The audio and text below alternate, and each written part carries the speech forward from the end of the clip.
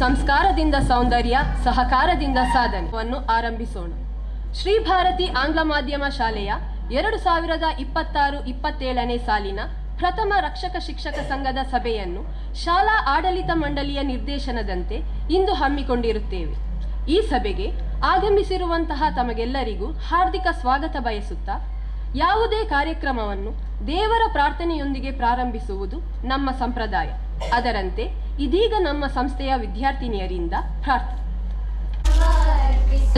ದೇವಾ ಸ್ವೀಕರಿಸಿ ನೀ ಹರಸು ದೇವಾ, ತನು ಮನವಾರ್ಪಿಸುವೆ ದೇವಾ, ಸ್ವೀಕರಿಸಿ ನೀ ಹರಸು ದೇವಾ, ಎಲ್ಲ ನಿನ್ನ ದಾನ ಸ್ತೋತ್ರ ಓ ದೇವಾ, ಎಲ್ಲ ನಿನ್ನ ದಾನ ಸ್ತೋತ್ರ ಓ ದೇವಾ, ತನು ಮನವಾರ್ಪಿಸುವೆ ದೇವಾ, ಸ್ವೀಕರಿಸಿ ನೀ ಹರಸು ದೇವಾ, ಗರ್ಭದಲ್ಲಿ ಜೀವ ರೂಪ ಕೊಟ್ಟೆ, ಗರ್ಭದಲ್ಲಿ ಜ್ಞಾನ ಬುದ್ಧಿ ಅರಿವನ್ನು ಇಟ್ಟೆ, ತಾಯಿ ತಂದೆ ನೀನು ಕೊಟ್ಟ ಕೊಡುಗೆ ದೇವಾ, ಬಂಧು ಬಳಗವೆಲ್ಲ ನಿನ್ನ ಕೃಪೆಯೇ ದೇವಾ, ನನ್ನದಾಗಿ ನನ್ನದೇನು ಇಲ್ಲ,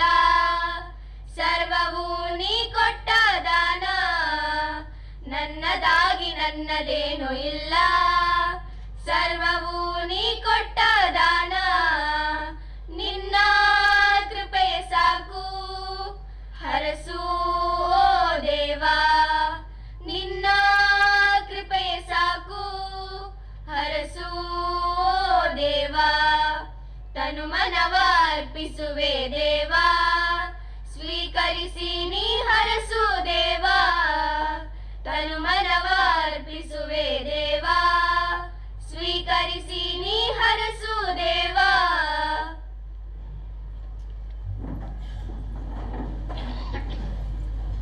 ವಂದನೆಗಳು. ಮುಂದೆ ಈ ವೇದಿಕೆಯಲ್ಲಿ ಉಪಸ್ಥಿತರಿರುವ ಅತಿಥಿ ಅಭ್ಯಾಗತರನ್ನು ಕಾರ್ಯಕ್ರಮಕ್ಕೆ ಸ್ವಾಗತಿಸಲಿದ್ದಾರೆ ಸಹಶಿಕ್ಷಕಿ ಖವನಶ್ರೀ. ಮಕ್ಕಳ ಭವಿಷ್ಯವನ್ನು ರೂಪಿಸುವಲ್ಲಿ ಶಾಲೆಯಷ್ಟೇ ಮನೆಯ ಪಾತ್ರವು ಮಹತ್ವದ್ದಾಗಿದೆ. ಪೋಷಕರು ಮತ್ತು ಶಿಕ್ಷಕರು ಒಂದಾಗಿ ನಡೆದಾಗ ಮಕ್ಕಳ ಯಶಸ್ಸಿನ ಹಾದಿ ಸುಗಮವಾಗುತ್ತದೆ. ಗೌರವಾನ್ವಿತ ವೇದಿಕೆಯ ಮೇಲಿರುವ ಗಣ್ಯರೇ, ಶಿಕ್ಷಕ ವೃಂದದವರೇ, ಆತ್ಮೀಯ ಪೋಷಕರೇ ಹಾಗೂ ನಮ್ಮ ಪ್ರೀತಿಯ ಮಕ್ಕಳು, ಎಲ್ಲರಿಗೂ ನನ್ನ ನಮಸ್ಕಾರಗಳು.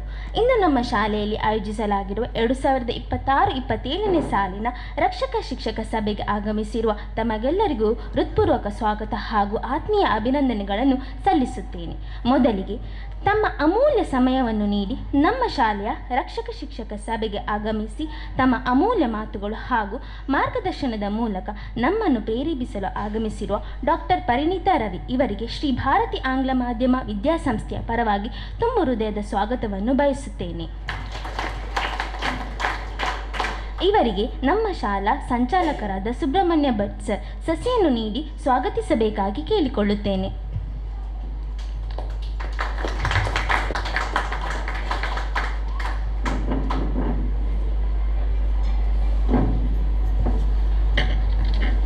ಹಾಗೂ ಸರ್ವತೋಮುಖ ಅಭಿವೃದ್ಧಿಗೆ ಸದಾ ಮಾರ್ಗದರ್ಶನ, ಸದಾ ಸಹಕಾರವನ್ನು ನೀಡುತ್ತಿರುವ ಗೌರವಾನ್ವಿತ ನಮ್ಮ ಶಾಲಾ ಸಂಚಾಲಕರಾದ ಶ್ರೀ ಸುಬ್ರಹ್ಮಣ್ಯ ಭಟ್ ಸರ್ ತಮ್ಮನ್ನು ಈ ಕಾರ್ಯಕ್ರಮಕ್ಕೆ ನಮ್ಮೆಲ್ಲರ ಪರವಾಗಿ ಗೌರವಪೂರ್ವಕವಾಗಿ ಸ್ವಾಗತಿಸುತ್ತೇನೆ. ಇವರಿಗೆ ಪ್ರೌಢಶಾಲಾ ಮುಖ್ಯೋಪಾಧ್ಯಾಯಿನಿ ಶ್ರೀಮತಿ ಶ್ವೇತಾ ಬಳ್ಳಾಲ್ ಮ್ಯಾಮ್ ಇವರು ಹೂ ನೀಡಿ ಸ್ವಾಗತಿಸಬೇಕಾಗಿ ಕೇಳಿಕೊಳ್ಳುತ್ತೇನೆ.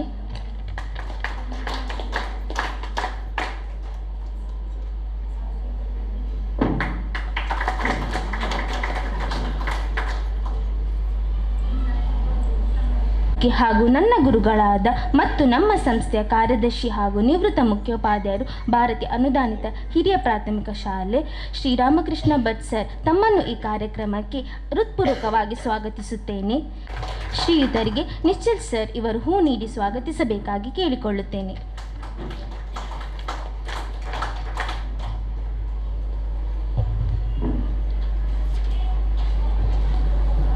ಶಿಕ್ಷಕರ ನಡುವಿನ ಉತ್ತಮ ಬಾಂಧವ್ಯವನ್ನು ಬೆಳೆಸುವಲ್ಲಿ ತಮ್ಮ ಅಮೂಲ್ಯ ಸಹಕಾರವನ್ನು ನೀಡುತ್ತಾ ಮಕ್ಕಳ ಶೈಕ್ಷಣಿಕ ಹಾಗೂ ಸರ್ವತೋಮುಖ ಅಭಿವೃದ್ಧಿಗಾಗಿ ಸದಾ ಕಾಳಜಿ ವಹಿಸುತ್ತಿರುವ ರಕ್ಷಕ ಶಿಕ್ಷಕ ಸಂಘದ ಅಧ್ಯಕ್ಷರಾದ ಶ್ರೀ ನಿಚ್ಚಲ್ ಶೆಟ್ಟಿ ಇವರನ್ನು ಕಾರ್ಯಕ್ರಮಕ್ಕೆ ಆತ್ಮೀಯವಾಗಿ ಸ್ವಾಗತಿಸುತ್ತೇನೆ. ಪ್ರಾಥಮಿಕ ಶಾಲಾ ಮುಖ್ಯೋಪಾಧ್ಯಾಯಿನಿ ಶ್ರೀಮತಿ ಶಕುಂತಲಾ ಮ್ಯಾಮ್ ಇವರು ಹೂ ನೀಡಿ ಸ್ವಾಗತಿಸಬೇಕಾಗಿ ಕೇಳಿಕೊಳ್ಳುತ್ತೇನೆ.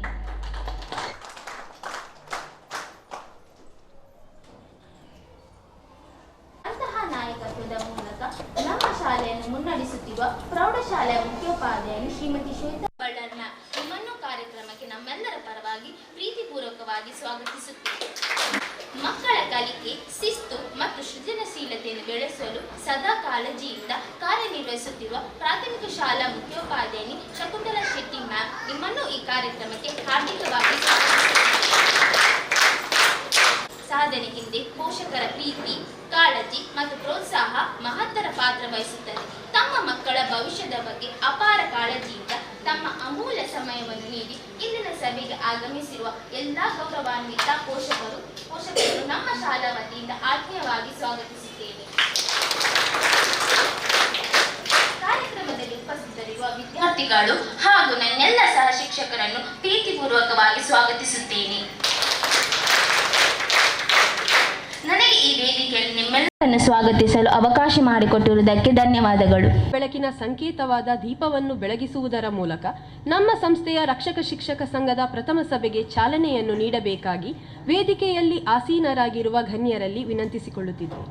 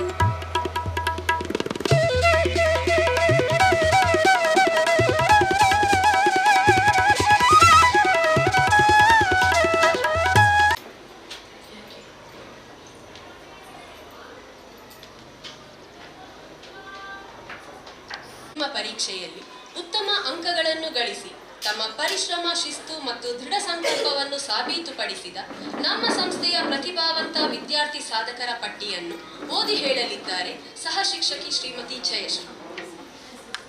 ಗೌರವಾನ್ವಿತ ಅತಿಥಿಗಳೇ, ಶ್ರದ್ಧೆಯ ಮಾತೆಯರೇ, ಸಜ್ಜನ ಪೋಷಕರೇ, 2025-26ನೇ ಸಾಲಿನಲ್ಲಿ ನಡೆದ SSLC ಪರೀಕ್ಷೆಯಲ್ಲಿ ನಮ್ಮ ಸಂಸ್ಥೆಯಿಂದ ಹಾಜರಾಗಿದ್ದ 18 ವಿದ್ಯಾರ್ಥಿಗಳಲ್ಲಿ 3 ವಿದ್ಯಾರ್ಥಿಗಳು ಉನ್ನತ ಶ್ರೇಣಿಯಲ್ಲಿಯೂ 13 ವಿದ್ಯಾರ್ಥಿಗಳು ಪ್ರಥಮ ಶ್ರೇಣಿಯಲ್ಲಿಯೂ 2 ವಿದ್ಯಾರ್ಥಿಗಳು ದ್ವಿತೀಯ ದರ್ಜೆಯಲ್ಲಿಯೂ ತೇರ್ಗಡೆಯನ್ನು ಹೊಂದಿರುತ್ತಾರೆ.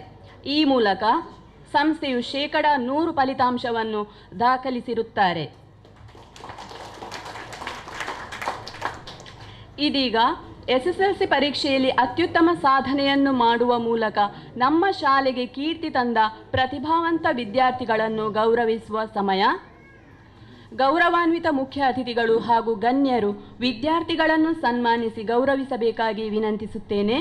ಪ್ರಪ್ರಥಮವಾಗಿ ಮಾನಸ ಆರ್ಗಟ್ಟಿ 183 ಅಂಕಗಳೊಂದಿಗೆ 93.28% ಗಳಿಸಿ ಶಾಲೆಗೆ ಪ್ರಥಮ ಸ್ಥಾನವನ್ನು ಪಡೆಯುವುದರೊಂದಿಗೆ ವಿಶಿಷ್ಟ ಶ್ರೇಣಿಯಲ್ಲಿ ತೇರ್ಗಡೆ ಹೊಂದಿರುತ್ತಾರೆ. ಹಾಗೆಯೇ ಕನ್ನಡ ಹಾಗೂ ಹಿಂದಿ ಭಾಷಾ ವಿಷಯದಲ್ಲಿ 100ಕ್ಕೆ 100 ಅಂಕಗಳನ್ನೂ ಪಡೆದಿರುತ್ತಾರೆ. ಇವರಿಗೆ ಸಂಸ್ಥೆಯ ಪರವಾಗಿ, ಶಿಕ್ಷಕರ ಪರವಾಗಿ ಹಾಗೂ ನೆರೆದ ಎಲ್ಲ ಪೋಷಕರ ಪರವಾಗಿ ಅಭಿನಂದನೆಗಳು. ಅವರಿಗೆ ಸ್ಮರಣಿಕೆ ಹಾಗೂ ನಗದು ಬಹುಮಾನವನ್ನು ನೀಡಿ ಗೌರವಿಸಬೇಕಾಗಿ ಅತಿಥಿಗಳಲ್ಲಿ ವಿನಂತಿಸುತ್ತಿದ್ದೇನೆ.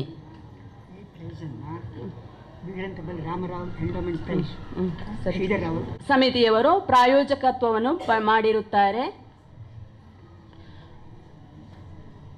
ಮಾನಸ ಅವರು ಪ್ರಸ್ತುತ ಕೆನರಾ ಪದವಿ ಪೂರ್ವ ಕಾಲೇಜಿನಲ್ಲಿ ಉನ್ನತ ವಿದ್ಯಾಭ್ಯಾಸವನ್ನು ಮುಂದುವರಿಸುತ್ತಿದ್ದಾರೆ.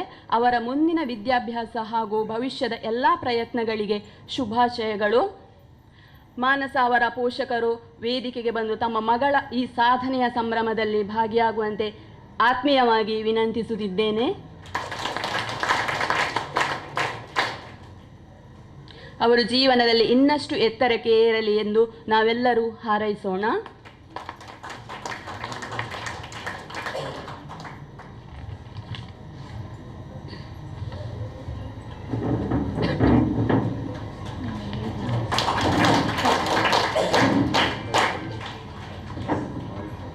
ವಂದನೆಗಳು ಮಾನಸ ಅವರಿಗೆ. ಮುಂದೆ SSLC 2025-26 ಸುತ್ತಿದ್ದೇನೆ. ನಮ್ಮ ಸಂಸ್ಥೆಯ ಶಿಕ್ಷಕ ರಕ್ಷಕ ಸಂಘದ ಅಧ್ಯಕ್ಷರಾಗಿದ್ದು ಪ್ರಸ್ತುತ ಇಕೋ ಕ್ಲಬ್ನ ಗೌರವ ಸಲಹೆಗಾರರಾಗಿರುವಂತಹ ನಿಶ್ಚಲ್ ಜಿ ಶೆಟ್ಟಿಯವರು ತಮ್ಮ ವೈಯಕ್ತಿಕ ನೆಲೆಯಲ್ಲಿಯೂ ಈ ವಿದ್ಯಾರ್ಥಿಗಳನ್ನು ಅಭಿನಂದಿಸಲು ಪ್ರೋತ್ಸಾಹಿಸಲು ಇಚ್ಛೆಪಡುತ್ತಿದ್ದಾರೆ. ವೇದಿಕೆಯಲ್ಲಿರುವ ಅತಿಥಿಗಳು ಗಣ್ಯರು ಎಲ್ಲರೂ ಈ ಕಾರ್ಯದಲ್ಲಿ ಕೈ ಜೋಡಿಸಬೇಕಾಗಿ ನಾನು ಕೇಳಿಕೊಳ್ಳುತ್ತಿದ್ದೇನೆ.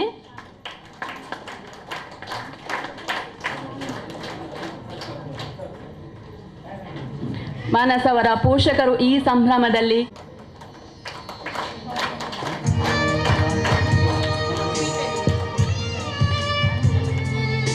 ಮತ್ತೊಮ್ಮೆ ಅಭಿನಂದನೆಗಳು. ಮಾನಸ ವಿಷಯದಲ್ಲಿ 538 ಅಂಕಗಳನ್ನು ಪಡೆದು 86.08% ಗಳಿಸಿ ದ್ವಿತೀಯ ಸ್ಥಾನವನ್ನು ಪಡೆದಿರುವವರು ಶ್ರಾವ್ಯ MR.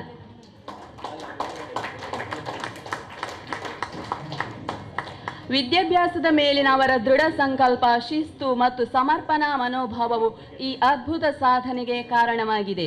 ಅವರ ಈ ಗಮನಾರ್ಹ ಸಾಧನೆಯನ್ನು ನಾವು ಹೃತ್ಪೂರ್ವಕವಾಗಿ ಶ್ಲಾಘಿಸುತ್ತಿದ್ದೇವೆ. ಅವರಿಗೆ ಸಂಸ್ಥೆಯ ಪರವಾಗಿ ಸ್ಮರಣಿಕೆ ಹಾಗೂ ಬೀರಂತಬೈಲ್ ರಾಮರಾವ್ ಮೆಮೋರಿಯಂ ಎಂಡೋಮೆಂಟ್ ಕ್ಯಾಶ್ ಪ್ರೈಸ್ ಅನ್ನು ನೀಡಿ ನಾವು ಪುರಸ್ಕರಿಸುತ್ತಿದ್ದೇವೆ. ಈ ಗೌರವಾರ್ಪಣಾ ಕಾರ್ಯವನ್ನು ಸಹ ವೇದಿಕೆಗಾಗಿ ವಿನಂತಿಸುತ್ತಿದ್ದೇನೆ. ಶ್ರಾವ್ಯ ಅವರು ಪ್ರಸ್ತುತ ಶ್ರೀರಾಮ ಪದವಿ ಪೂರ್ವ ಕಾಲೇಜಿನಲ್ಲಿ ತಮ್ಮ ಮುಂದಿನ ವಿದ್ಯಾಭ್ಯಾಸವನ್ನು ಮುಂದುವರಿಸುತ್ತಿದ್ದಾರೆ. ಅವರ ಉಜ್ವಲ ಭವಿಷ್ಯಕ್ಕಾಗಿ ಹಾಗೂ ಮುಂದಿನ ಎಲ್ಲ ಪ್ರಯತ್ನಗಳಲ್ಲಿ ಯಶಸ್ಸಿಗಾಗಿ ನಾವೆಲ್ಲರೂ ಶುಭವನ್ನು ಹಾರೈಸೋಣ. ಶ್ರಾವ್ಯ ಅವರ ಪೋಷಕರಾಗಿರುವಂತಹ ಸಹ ಶಿಕ್ಷಕಿ ಶ್ರೀಮತಿ ವಿದ್ಯಾ ಮ್ಯಾಮ್ ಜೊತೆಗೂಡಬೇಕಾಗಿ ನಾನು ವಿನಂತಿಸುತ್ತಿದ್ದೇನೆ.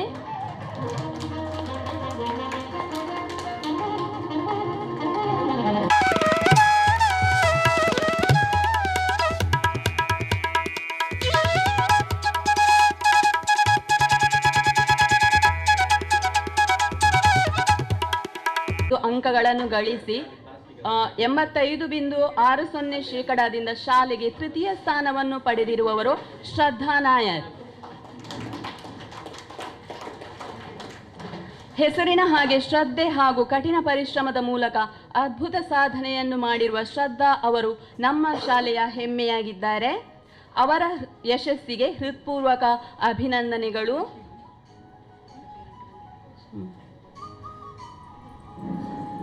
ಪ್ರಸ್ತುತ ಶ್ರದ್ಧಾ ಅವರು ಕೆನರಾ ಕಾಲೇಜಿನಲ್ಲಿ ಉನ್ನತ ವಿದ್ಯಾಭ್ಯಾಸವನ್ನು ಮುಂದುವರಿಸುತ್ತಿದ್ದಾರೆ. ಶ್ರದ್ಧಾ ಅವರ ಭವಿಷ್ಯ ಉಜ್ವಲವಾಗಿರಲಿ ಮತ್ತು ಇನ್ನೂ ಅನೇಕ ಸಾಧನಾ ಕಿರೀಟಗಳು ಇವರ ಮುಡಿಗೇರಲಿ ಎಂದು ನಾವು ಈ ಸಂದರ್ಭದಲ್ಲಿ ಶುಭ ಹಾರೈಸುತ್ತಿದ್ದೇವೆ. ನಾನು ವೇದಿಕೆಯಲ್ಲಿರುವ ಎಲ್ಲ ಅತಿಥಿ ಅಭ್ಯಾಗತರನ್ನು ವಿನಂತಿಸುತ್ತಿದ್ದೇನೆ. ಶ್ರದ್ಧಾ ಅವರ ಹೆಮ್ಮೆಯ ಪೋಷಕರು ಈ ಕಾರ್ಯದಲ್ಲಿ ಭಾಗವಹಿಸಬೇಕಾಗಿ ನಾನು ಸಂಸ್ಥೆಯ ಪರವಾಗಿ ಶಿಕ್ಷಕರ ಪರವಾಗಿ ವಿನಂತಿಸುತ್ತಿದ್ದೇನೆ.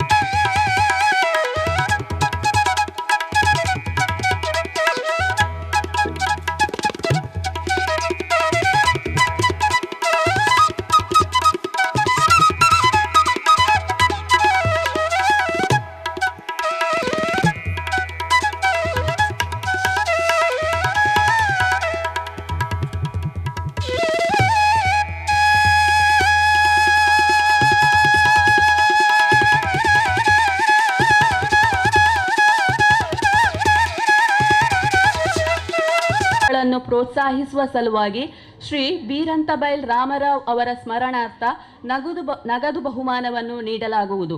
ಅದರಂತೆ ಈ Beerantabail Ramarao memorial endowment cash prize ಅನ್ನು ಪಡೆದುಕೊಂಡಿರುವವರು ಫಾತಿಮತ್ ಶಾಸ್ಪಾ ಅವರು ವೇದಿಕೆಗೆ ಆಗಮಿಸಿ ತಮ್ಮ ಕಿರು ಗೌರವವನ್ನು ಸ್ವೀಕರಿಸಬೇಕಾಗಿ ಕೇಳಿಕೊಳ್ಳುತ್ತಿದ್ದೇನೆ.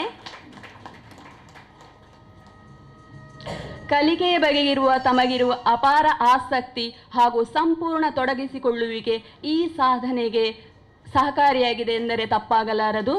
ಪ್ರಸ್ತುತ ಕನಚೂರು ಪದವಿ ಪೂರ್ವ ಕಾಲೇಜಿನಲ್ಲಿ ತಮ್ಮ PUC ವಿದ್ಯಾಭ್ಯಾಸವನ್ನು ಮುಂದುವರಿಸುತ್ತಿದ್ದಾರೆ. ನಿಮ್ಮ ಉಜ್ವಲ ಭವಿಷ್ಯಕ್ಕಾಗಿ ಶುಭ ಹಾರೈಕೆಗಳು. ಹಾಗೆಯೇ ಶಾಸ್ಪಾ ಅವರ ಪೋಷಕರು ಇಲ್ಲಿ ಉಪಸ್ಥಿತರಿದ್ದರೆ ಈ ಶುಭ ಸಂಭ್ರಮದಲ್ಲಿ ಜೊತೆಗೂಡುವುದು. ನಾನು ಅವರನ್ನು ವೇದಿಕೆಗೆ ಆಹ್ವಾನಿಸುತ್ತಿದ್ದೇನೆ. ಸಾಧಕ ವಿದ್ಯಾರ್ಥಿಗಳಿಗೂ ನಾನು ವಂದನೆಗಳನ್ನು ಹೇಳುತ್ತೇನೆ. ಹಾಗೆಯೇ ಈ ಕಾರ್ಯವನ್ನು ನಡೆಸಿಕೊಟ್ಟಂತಹ ಎಲ್ಲ ಅತಿಥಿ ಅಭ್ಯಾಗತರಿಗೂ ವಂದನೆಗಳು. ಈಗಕ್ಕೆ ಏರಿದ ಕಿರಣಗಳು ಸಾವಿರಾರು, ಅರಳುತ್ತಿರುವ ಮೊಗ್ಗುಗಳು ಹಲವಾರು. ಇಂತಹ ಸಹಸ್ರ ವಿದ್ಯಾರ್ಥಿಗಳ ಬಾಳಿಗೆ ಈ ಶಿಕ್ಷಣ ಸಂಸ್ಥೆಯು ಬೆಳಕಾಗಲಿ ಎಂದು ಹಾರೈಸುತ್ತಾ ಅವಕಾಶಕ್ಕಾಗಿ ವಂದನೆಗಳು. ವಿದ್ಯಾರ್ಥಿಗಳಷ್ಟೇ ಪರಿಶ್ರಮಿಸಿದ ವಿಷಯವಾರು ಶಿಕ್ಷಕರನ್ನು ಗೌರವಿಸಲು ಹೆಮ್ಮೆ ಪಡುತ್ತೇವೆ. ಈ ಶಿಕ್ಷಕರನ್ನು ತಮಗೆ ಪರಿಚಯಿಸಲಿದ್ದಾರೆ ಸಹ ಶಿಕ್ಷಕಿ ಶ್ರೀಮತಿ ರೇಷ್ಮಾ. ವಿದ್ಯಾರ್ಥಿಗಳ ಉತ್ತಮ ಸಾಧನೆಯಲ್ಲಿ ಶಿಕ್ಷಕರ ಪಾತ್ರವು ಅಪಾರವಾದುದು. ಶಿಕ್ಷಕರು ತಮ್ಮ ನಿರಂತರ ಪ್ರಯತ್ನ, ಶ್ರದ್ಧೆ, ಸಮರ್ಪಣಾ ಭಾವದಿಂದ ಒಬ್ಬ ವಿದ್ಯಾರ್ಥಿಗೆ ಸಾಧನೆ ಹಾದಿಯನ್ನು ತೋರಿಸುತ್ತಾರೆ. ಈ ಪ್ರಯತ್ನದ ಫಲವಾಗಿ ನಮ್ಮ ಸಂಸ್ಥೆಯು 2025-26ನೇ SLC ಪರೀಕ್ಷೆಯಲ್ಲಿ 100% ಫಲಿತಾಂಶವನ್ನು ದಾಖಲಿಸಿರುತ್ತದೆ. ಈ ಸಾಧನೆಗೆ ಅವಿರತವಾಗಿ ಶ್ರಮಿಸಿದ ಶಿಕ್ಷಕರನ್ನು ಗುರುತಿಸಿ ಗೌರವಿಸುವ ಕಾರ್ಯಕ್ರಮ. ಆದ್ದರಿಂದ ಶಿಕ್ಷಕರು ವೇದಿಕೆಗೆ ಆಗಮಿಸಿ ಸಂಸ್ಥೆಯ ಪರವಾಗಿ ನೀಡುವ ಕಿರು ಗೌರವವನ್ನು ಸ್ವೀಕರಿಸಬೇಕಾಗಿ ವಿನಂತಿ. ವೇದಿಕೆಯಲ್ಲಿರುವ ಅತಿಥಿಗಳು ನಮ್ಮ ಶಿಕ್ಷಕರನ್ನು ಗೌರವಿಸಿ ಪ್ರೋತ್ಸಾಹಿಸಬೇಕಾಗಿ ಕೇಳಿಕೊಳ್ಳುತ್ತಿದ್ದೇನೆ. ಪ್ರಥಮವಾಗಿ ಶ್ರೀಮತಿ ವಿದ್ಯಾ, ಸಹ ಶಿಕ್ಷಕಿ ಇಂಗ್ಲಿಷ್. ಶ್ರೀಮತಿ ಅನುಷಾ, ಸಹ ಶಿಕ್ಷಕಿ ಕನ್ನಡ.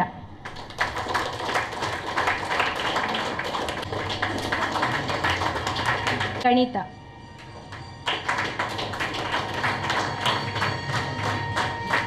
ಶ್ರೀಮತಿ ಶ್ವೇತಾ ಬಳ್ಳಾರ್, ಮುಖ್ಯೋಪಾಧ್ಯಾಯಿನಿ ವಿಜ್ಞಾನ.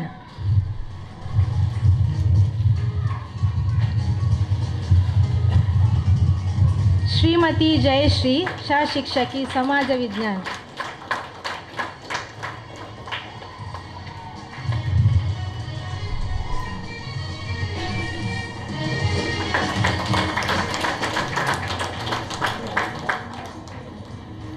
ಶಿಕ್ಷಕರ ಸೇವೆಯು ಇನ್ನು ಮುಂದೆಯೂ ನಿರಂತರವಾಗಿ ಮಕ್ಕಳಿಗೆ ಲಭಿಸುವಂತಾಗಲಿ ಎಂದು ಹಾರೈಸುತ್ತಾ ಶಿಕ್ಷಕರನ್ನು ಗೌರವಿಸಿದ ಮುಖ್ಯ ಅತಿಥಿಗಳಿಗೆ ವಂದನೆಗಳನ್ನು ಸಲ್ಲಿಸುತ್ತಾ ಅವಕಾಶಕ್ಕಾಗಿ ಧನ್ಯವಾದಗಳು.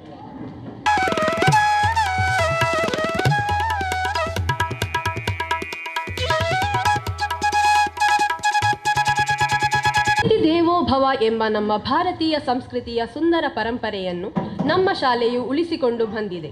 ಅದರಂತೆ ಕಾರ್ಯಕ್ರಮದ ಮುಂದಿನ ಅಂಗವಾಗಿ ಮುಖ್ಯ ಅತಿಥಿಗಳಿಗೆ ಸಂಸ್ಥೆಯ ಪರವಾಗಿ ಗೌರವಾರ್ಪಣೆ. ವೇದಿಕೆಯಲ್ಲಿರುವ ಎಲ್ಲ ಗಣ್ಯರು ಈ ಅಪೂರ್ವ ಕ್ಷಣದಲ್ಲಿ ಭಾಗಿಯಾಗಬೇಕೆಂದು ವಿನಂತಿ. ಮುಖ್ಯ ಅತಿಥಿಗಳ ಪರಿಚಯವನ್ನು ಸಹ ಶಿಕ್ಷಕಿ ಶ್ರೀಮತಿ ರಕ್ಷಿತಾರವರು ನಿಮ್ಮ ಮುಂದಿದ್ದಾರೆ.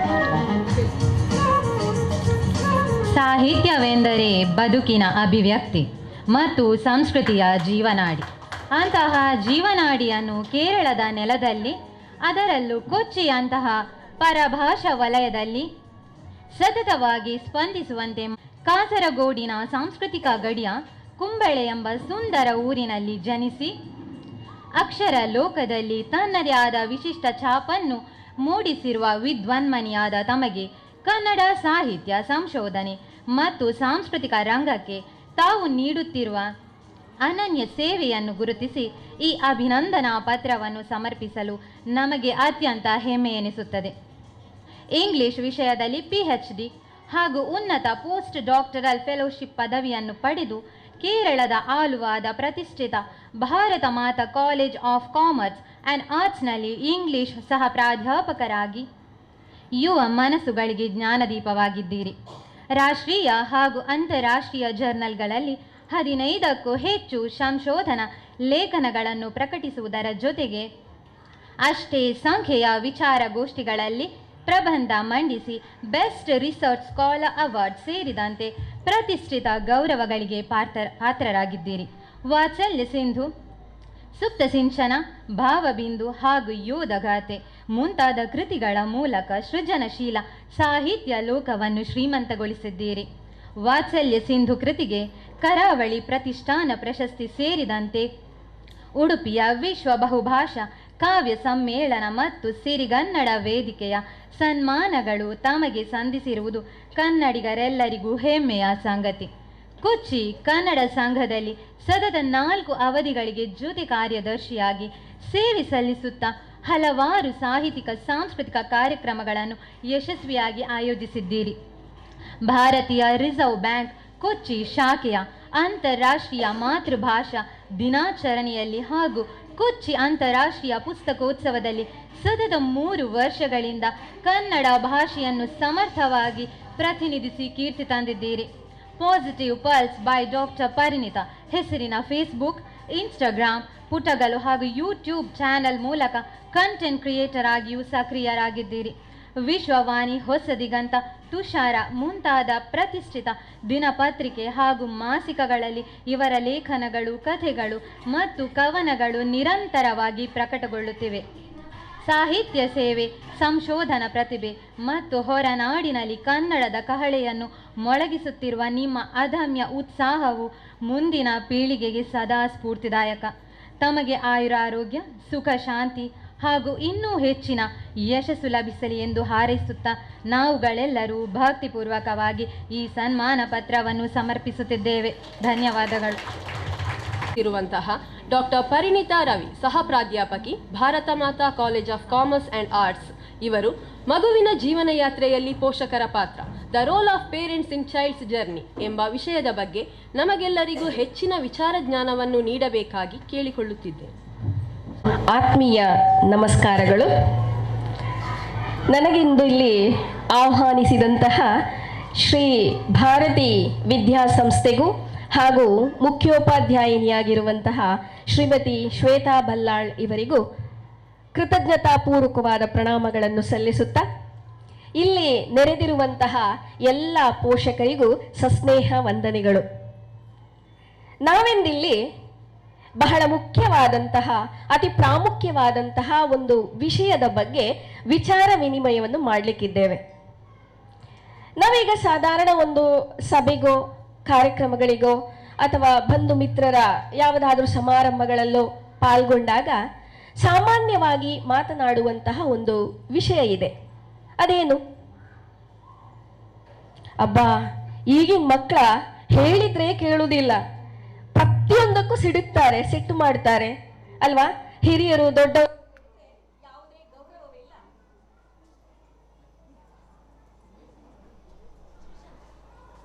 ಇಡೀ ದಿವಸ ಮೊಬೈಲ್ ನೋಡುವುದು ಅಂತ ಹೇಳಿದ್ರೆ ಅವರಿಗೆ ತುಂಬಾ ಇಷ್ಟದ ಕೆಲಸ. ಹೀಗೆ ಆದ್ರೆ ಮುಂದೆ ಹೇಗೆ ಹೇಳುವಂತ ಆತಂಕವನ್ನು ವ್ಯಕ್ತಪಡಿಸ್ತೇವೆ. ಹೌದು ತಾನೆ? ಎಲ್ಲರೂ ಮಾಡ್ತೇವೆ ಅಲ್ವಾ? ಇದು ವಾಸ್ತವ ಕೂಡ. ಇವತ್ತಿನ ಮಕ್ಕಳು ಇರುವುದೇ ಹಾಗೆ.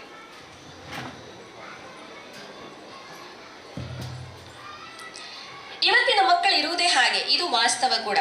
ಆದರೆ ಇವತ್ತಿನ ಮಕ್ಕಳು ಇರುವುದೇ ಹಾಗೆ ಅಂತ ಹೇಳ್ಕೊಂಡು ನಾವು ಅದನ್ನು ಸುಮ್ಮನೆ ನೋಡ್ತಾ ಕೂತ್ಕೊಳ್ಳಿಕ್ಕೆ ಆಗ್ತದ? ಖಂಡಿತ ಸಾಧ್ಯ ಇಲ್ಲ. ಯಾಕೆಂತ ಹೇಳಿದ್ರೆ ನಾವು ಏನಾದರೂ ಅದಕ್ಕೆ ಮಾಡಲೇಬೇಕಾದಂತಹ ಮಹತ್ತರವಾದ ಜವಾಬ್ದಾರಿ ನಮ್ಮ ಮೇಲಿದೆ. ಹೌದು ತಾನೆ? ಈಗ ನಮಗೊಂದು ಹೊಸ ರೆಸಿಪಿ, ಹೊಸ ಒಂದು ಅಡುಗೆ ಎಲ್ಲೋ ತಿಂದ್ವಿ ಅಂತ ಇಟ್ಕೊಳ್ಳುವ, ನಮಗೆ ಅದನ್ನು ಪ್ರಯತ್ನ ಮಾಡಬೇಕು. ಏನು ಮಾಡ್ತೇವೆ? ಯೂಟ್ಯೂಬ್ ವಿಡಿಯೋನೋ ಅಥವಾ ಪುಸ್ತಕವೋ ಎಲ್ಲರೂ ನೋಡಿಕೊಂಡು ಅದನ್ನು ಸಿದ್ಧಪಡಿಸಿ ನಾವು ಅದನ್ನು ತಿಂದು ಸಂತೋಷ ಪಡ್ತೇವೆ ಅಲ್ವಾ? ಅದೇ ರೀತಿ ಒಂದು ಹೊಸ ವಿನ್ಯಾಸದ ಉಡುಗೆ ನಾವು ಕಂಡ್ವಿ ಅಂತ ಇಟ್ಕೊಳ್ಳುವ, ಅದನ್ನು ಕೂಡ ನಮಗೆ ಸೌಲಭ್ಯ ಇರುವಂತಹ ಮಾಹಿತಿಗಳನ್ನು ತಗೊಂಡು ಆ ವಿನ್ಯಾಸದ ಉಡುಪನ್ನು ರೆಡಿ ಮಾಡಿಕೊಂಡು ನಾವು ಅದನ್ನು ಹಾಕಿ ಸಂತೋಷ ಪಡ್ಬೋದು. ಹಾಗೆ ಒಂದು ಸಣ್ಣ ಪುಟ್ಟ ರೋಗ ರುಜಿನಗಳಿಗೆ ಒಂದು ಮನೆ ಮದ್ದು ಬೇಕು ಅಂತ ಇಟ್ಕೊಳ್ಳುವ, ಅದನ್ನು ಕೂಡ ಬಲ್ಲವರ ಹತ್ರ ಕೇಳಿಕೊಂಡು ಅಥವಾ ಯೂಟ್ಯೂಬಲ್ಲಿ ನೋಡಿಕೊಂಡು ಅದನ್ನು ಮಾಡಿ ನಮ್ಮ ರೋಗವನ್ನು ಶಮನ ಮಾಡಿಕೊಳ್ಬೋದು. ಆದರೆ ನಾನು ಕೇಳೋದು, ನಮ್ಮ ಮಕ್ಕಳನ್ನ ಹೇಗೆ ಬೆಳೆಸಬೇಕು ಅಂತ ಹೇಳುವುದರ ಬಗ್ಗೆ ಒಂದು ಪುಸ್ತಕ ಓದಿಕೊಂಡು ಅಥವಾ ಯೂಟ್ಯೂಬ್ ವಿಡಿಯೋ ನೋಡಿಕೊಂಡು ಅಥವಾ ಜೆಮಿನಿಯಲ್ಲೋ ChatGPTಯಲ್ಲೋ ಕೇಳಿಕೊಂಡು AI ಕೇಳಿಕೊಂಡು ಮಾಡ್ಲಿಕ್ಕಾಗ್ತದಾ? ನನ್ನ ಪ್ರಶ್ನೆ ನಿಮಗೆ, ಮಾಡ್ಲಿಕ್ಕಾಗ್ತದಾ? ನಮಗೆ ಗೊತ್ತುಂಟು, ನಮಗೆಲ್ಲರಿಗೆ ಅನುಭವ ಇರುವಂಥದ್ದೇ ಏನು ಅಂತ ಹೇಳಿದ್ರೆ, ನಮ್ಮ ಮೊದಲನೇ ಮಗುವನ್ನು ಬೆಳೆಸಲಿಕ್ಕೆ ನಾವು ಉಪಯೋಗಿಸಿದ ತಂತ್ರಗಳು, ಕ್ರಮಗಳು, ಪದ್ಧತಿಗಳು ಏನುಂಟು ಅದೆಲ್ಲವೂ ಎರಡನೇ ಮಗುವನ್ನು ಬೆಳೆಸಲಿಕ್ಕೆ ಅನ್ವಯ ಆಗೋದೇ ಇಲ್ಲ. ಎಲ್ಲವೂ ತದ್ವಿರುದ್ಧ. ಅಲ್ಲಿ ಹೊಸತೇನೊಂದು ನಾವು ಕಲಿತು ಮತ್ತೆ ಮಾಡಬೇಕಾಗ್ತದೆ. ಹೌದು ತಾನೆ? ಒಂದೇ ಅಮ್ಮನ 2 ಮಕ್ಕಳಲ್ಲಿ ಇಷ್ಟೊಂದು ಭೇದ ಭಾವ ಅಂತ ಹೇಳಿ ಆದ್ರೆ ಜಗತ್ತಿನಲ್ಲಿರುವ ಇಷ್ಟೂ ಮಕ್ಕಳನ್ನು ಇದೇ ರೀತಿ ಬೆಳೆಸಬೇಕು ಅಂತ ಹೇಳುವ ಏನಾದ್ರೂ ಒಂದು ಸಾಮಾನ್ಯೀಕರಣ ಸಿದ್ಧಾಂತ ಅಂದ್ರೆ ಜನರಲೈಸ್ಡ್ ಥಿಯರಿ ಅಂತ ಇದೆಯಾ? ಖಂಡಿತ ಇರಲಿಕ್ಕೆ ಸಾಧ್ಯ ಇಲ್ಲ. ಯಾಕೆ ಅಂತ ಹೇಳಿದ್ರೆ ಪ್ರತಿಯೊಂದು ಮಗುವು ಕೂಡ ಭಿನ್ನ, ವ್ಯತ್ಯಸ್ತವಾಗಿದೆ. ಪ್ರತಿಯೊಂದು ಮಗುವಿನ ಸ್ವಭಾವ ಕೂಡ ಅದು ಹುಟ್ಟಿರುವ ವಾತಾವರಣ, ಬೆಳೆದಂತಹ ಸನ್ನಿವೇಶ, ಅದರ ಮನೋಭಾವಗಳು ಇದರ ಮೇಲೆ ನಿಂತಿದೆ. ಹಾಗಾಗಿ ಪ್ರತಿಯೊಂದು ಮಗುವು ಬೇರೆ ಅಂತ ಆಗಿರುವಾಗ ಹೀಗೆ ಮಾಡಬೇಕು ಹಾಗೆ ಮಾಡಬೇಕು ಅಂತ ಹೇಳಿ ಯಾವುದೋ ಒಂದು ಥಿಯರಿಯೋ ಟೆಕ್ನಿಕ್ಸ್ ಅನ್ನು ಉಪಯೋಗಿಸಿಕೊಂಡು ಮಕ್ಕಳನ್ನು ಬೆಳೆಸಲಿಕ್ಕಾಗೋದಿಲ್ಲ. ಹಾಗಿದ್ದ ಮೇಲೆ ನೀವು ಯಾಕೆ ಇಲ್ಲಿದ್ದೀರಿ? ನಾನು ಯಾಕೆ ಇಲ್ಲಿದ್ದೇನೆ? ನಾನು ಕೊಚ್ಚಿಯಿಂದ ಇಲ್ಲಿಗೆ ಬಂದಿದ್ದೇನೆ, ನೀವಾದರೂ ನಿಮ್ಮ ಅಮೂಲ್ಯವಾದ ಸಮಯವನ್ನು ಇಲ್ಲಿಗೆ ಕಳೀತಾ ಇದ್ದೀರಿ. ಯಾಕೆ ಇರ್ಬೋದು ಹಾಗಾದರೆ? ನಿಮಗೆ ಗೊತ್ತಾ ಇವತ್ತು ಅತಿ ಹೆಚ್ಚು ಬಿಸ್ನೆಸ್ ಆಗ್ತಾ ಇರುವಂತಹ ಒಂದು ಪ್ರೊಫೆಷನ್ ಯಾವುದು ಗೊತ್ತಾ? Parenting counselling. ಅತಿ ಹೆಚ್ಚು ಬಿಸ್ನೆಸ್ ಆಗೋದು ಅವರಿಗೆ, ಪೇರೆಂಟಿಂಗ್ ಕೌನ್ಸಿಲಿಂಗ್ನವರಿಗೆ. ಯಾಕೆ ಅಂತ ಹೇಳಿದರೆ, ನೀವು ಯಾಕೆ ಅಲ್ಲಿ, ನನಗೆ ಗೊತ್ತು ಇವತ್ತು ನನ್ನ ಎದುರು ಕುಳಿತಿರುವವರಲ್ಲಿ ಎಷ್ಟೋ ಜನ ನನ್ನಿಂದ ಜ್ಞಾನಿಗಳು, ಪ್ರಬುದ್ಧರು, ಜೀವನಾನುಭವ ಇರುವವರು, ನನ್ನಕ್ಕಿಂತ ವ್ಯತ್ಯಸ್ತವಾದ ಅನುಭವಸ್ಥರು ಇದ್ದೀರಿ. ನಿಮ್ಮ ಮುಂದೆ ನಾನು ತುಂಬ ಸಣ್ಣವಳು ಮಾತಾಡಲಿಕ್ಕೆ ಅಂತ ಹೇಳಿ ನನಗೆ ಚೆನ್ನಾಗಿ ಗೊತ್ತು. ಆದರೆ ನಾನು ಯಾಕೆ ಇಲ್ಲಿದ್ದೇನೆ ಅಂತ ಹೇಳಿದರೆ, ನನಗೆ ಮನೆಯಲ್ಲಿ ನಾವೀಗ ಪ್ರಸ್ತುತ ದಿನಗಳಲ್ಲಿ ಅತೀ ಹೆಚ್ಚು ಕೇಳಿದಂತಹ, ಕೇಳಿ ರೋಸಿ ಹೋದಂಥ, ಕಿರಿಕಿರಿಗೊಂಡಂತಹ ಒಂದು ಶಬ್ದ ಇದೆ. ಏನದು ಹೇಳ್ಬೋದಾ? ಪ್ರಸ್ತುತ ದಿನಗಳಲ್ಲಿ ನಮ್ಮ ಮಕ್ಕಳನ್ನು ಸೇರಿಕೊಂಡು ಒಂದಿಡೀ ತಲೆಮಾರನ್ನೇ ನನ್ನ ಪ್ರಕಾರ ತಪ್ಪಾಗಿ ಬಿಂಬಿಸ್ತಾ ಇದ್ದಾರೆ. ಏನದು?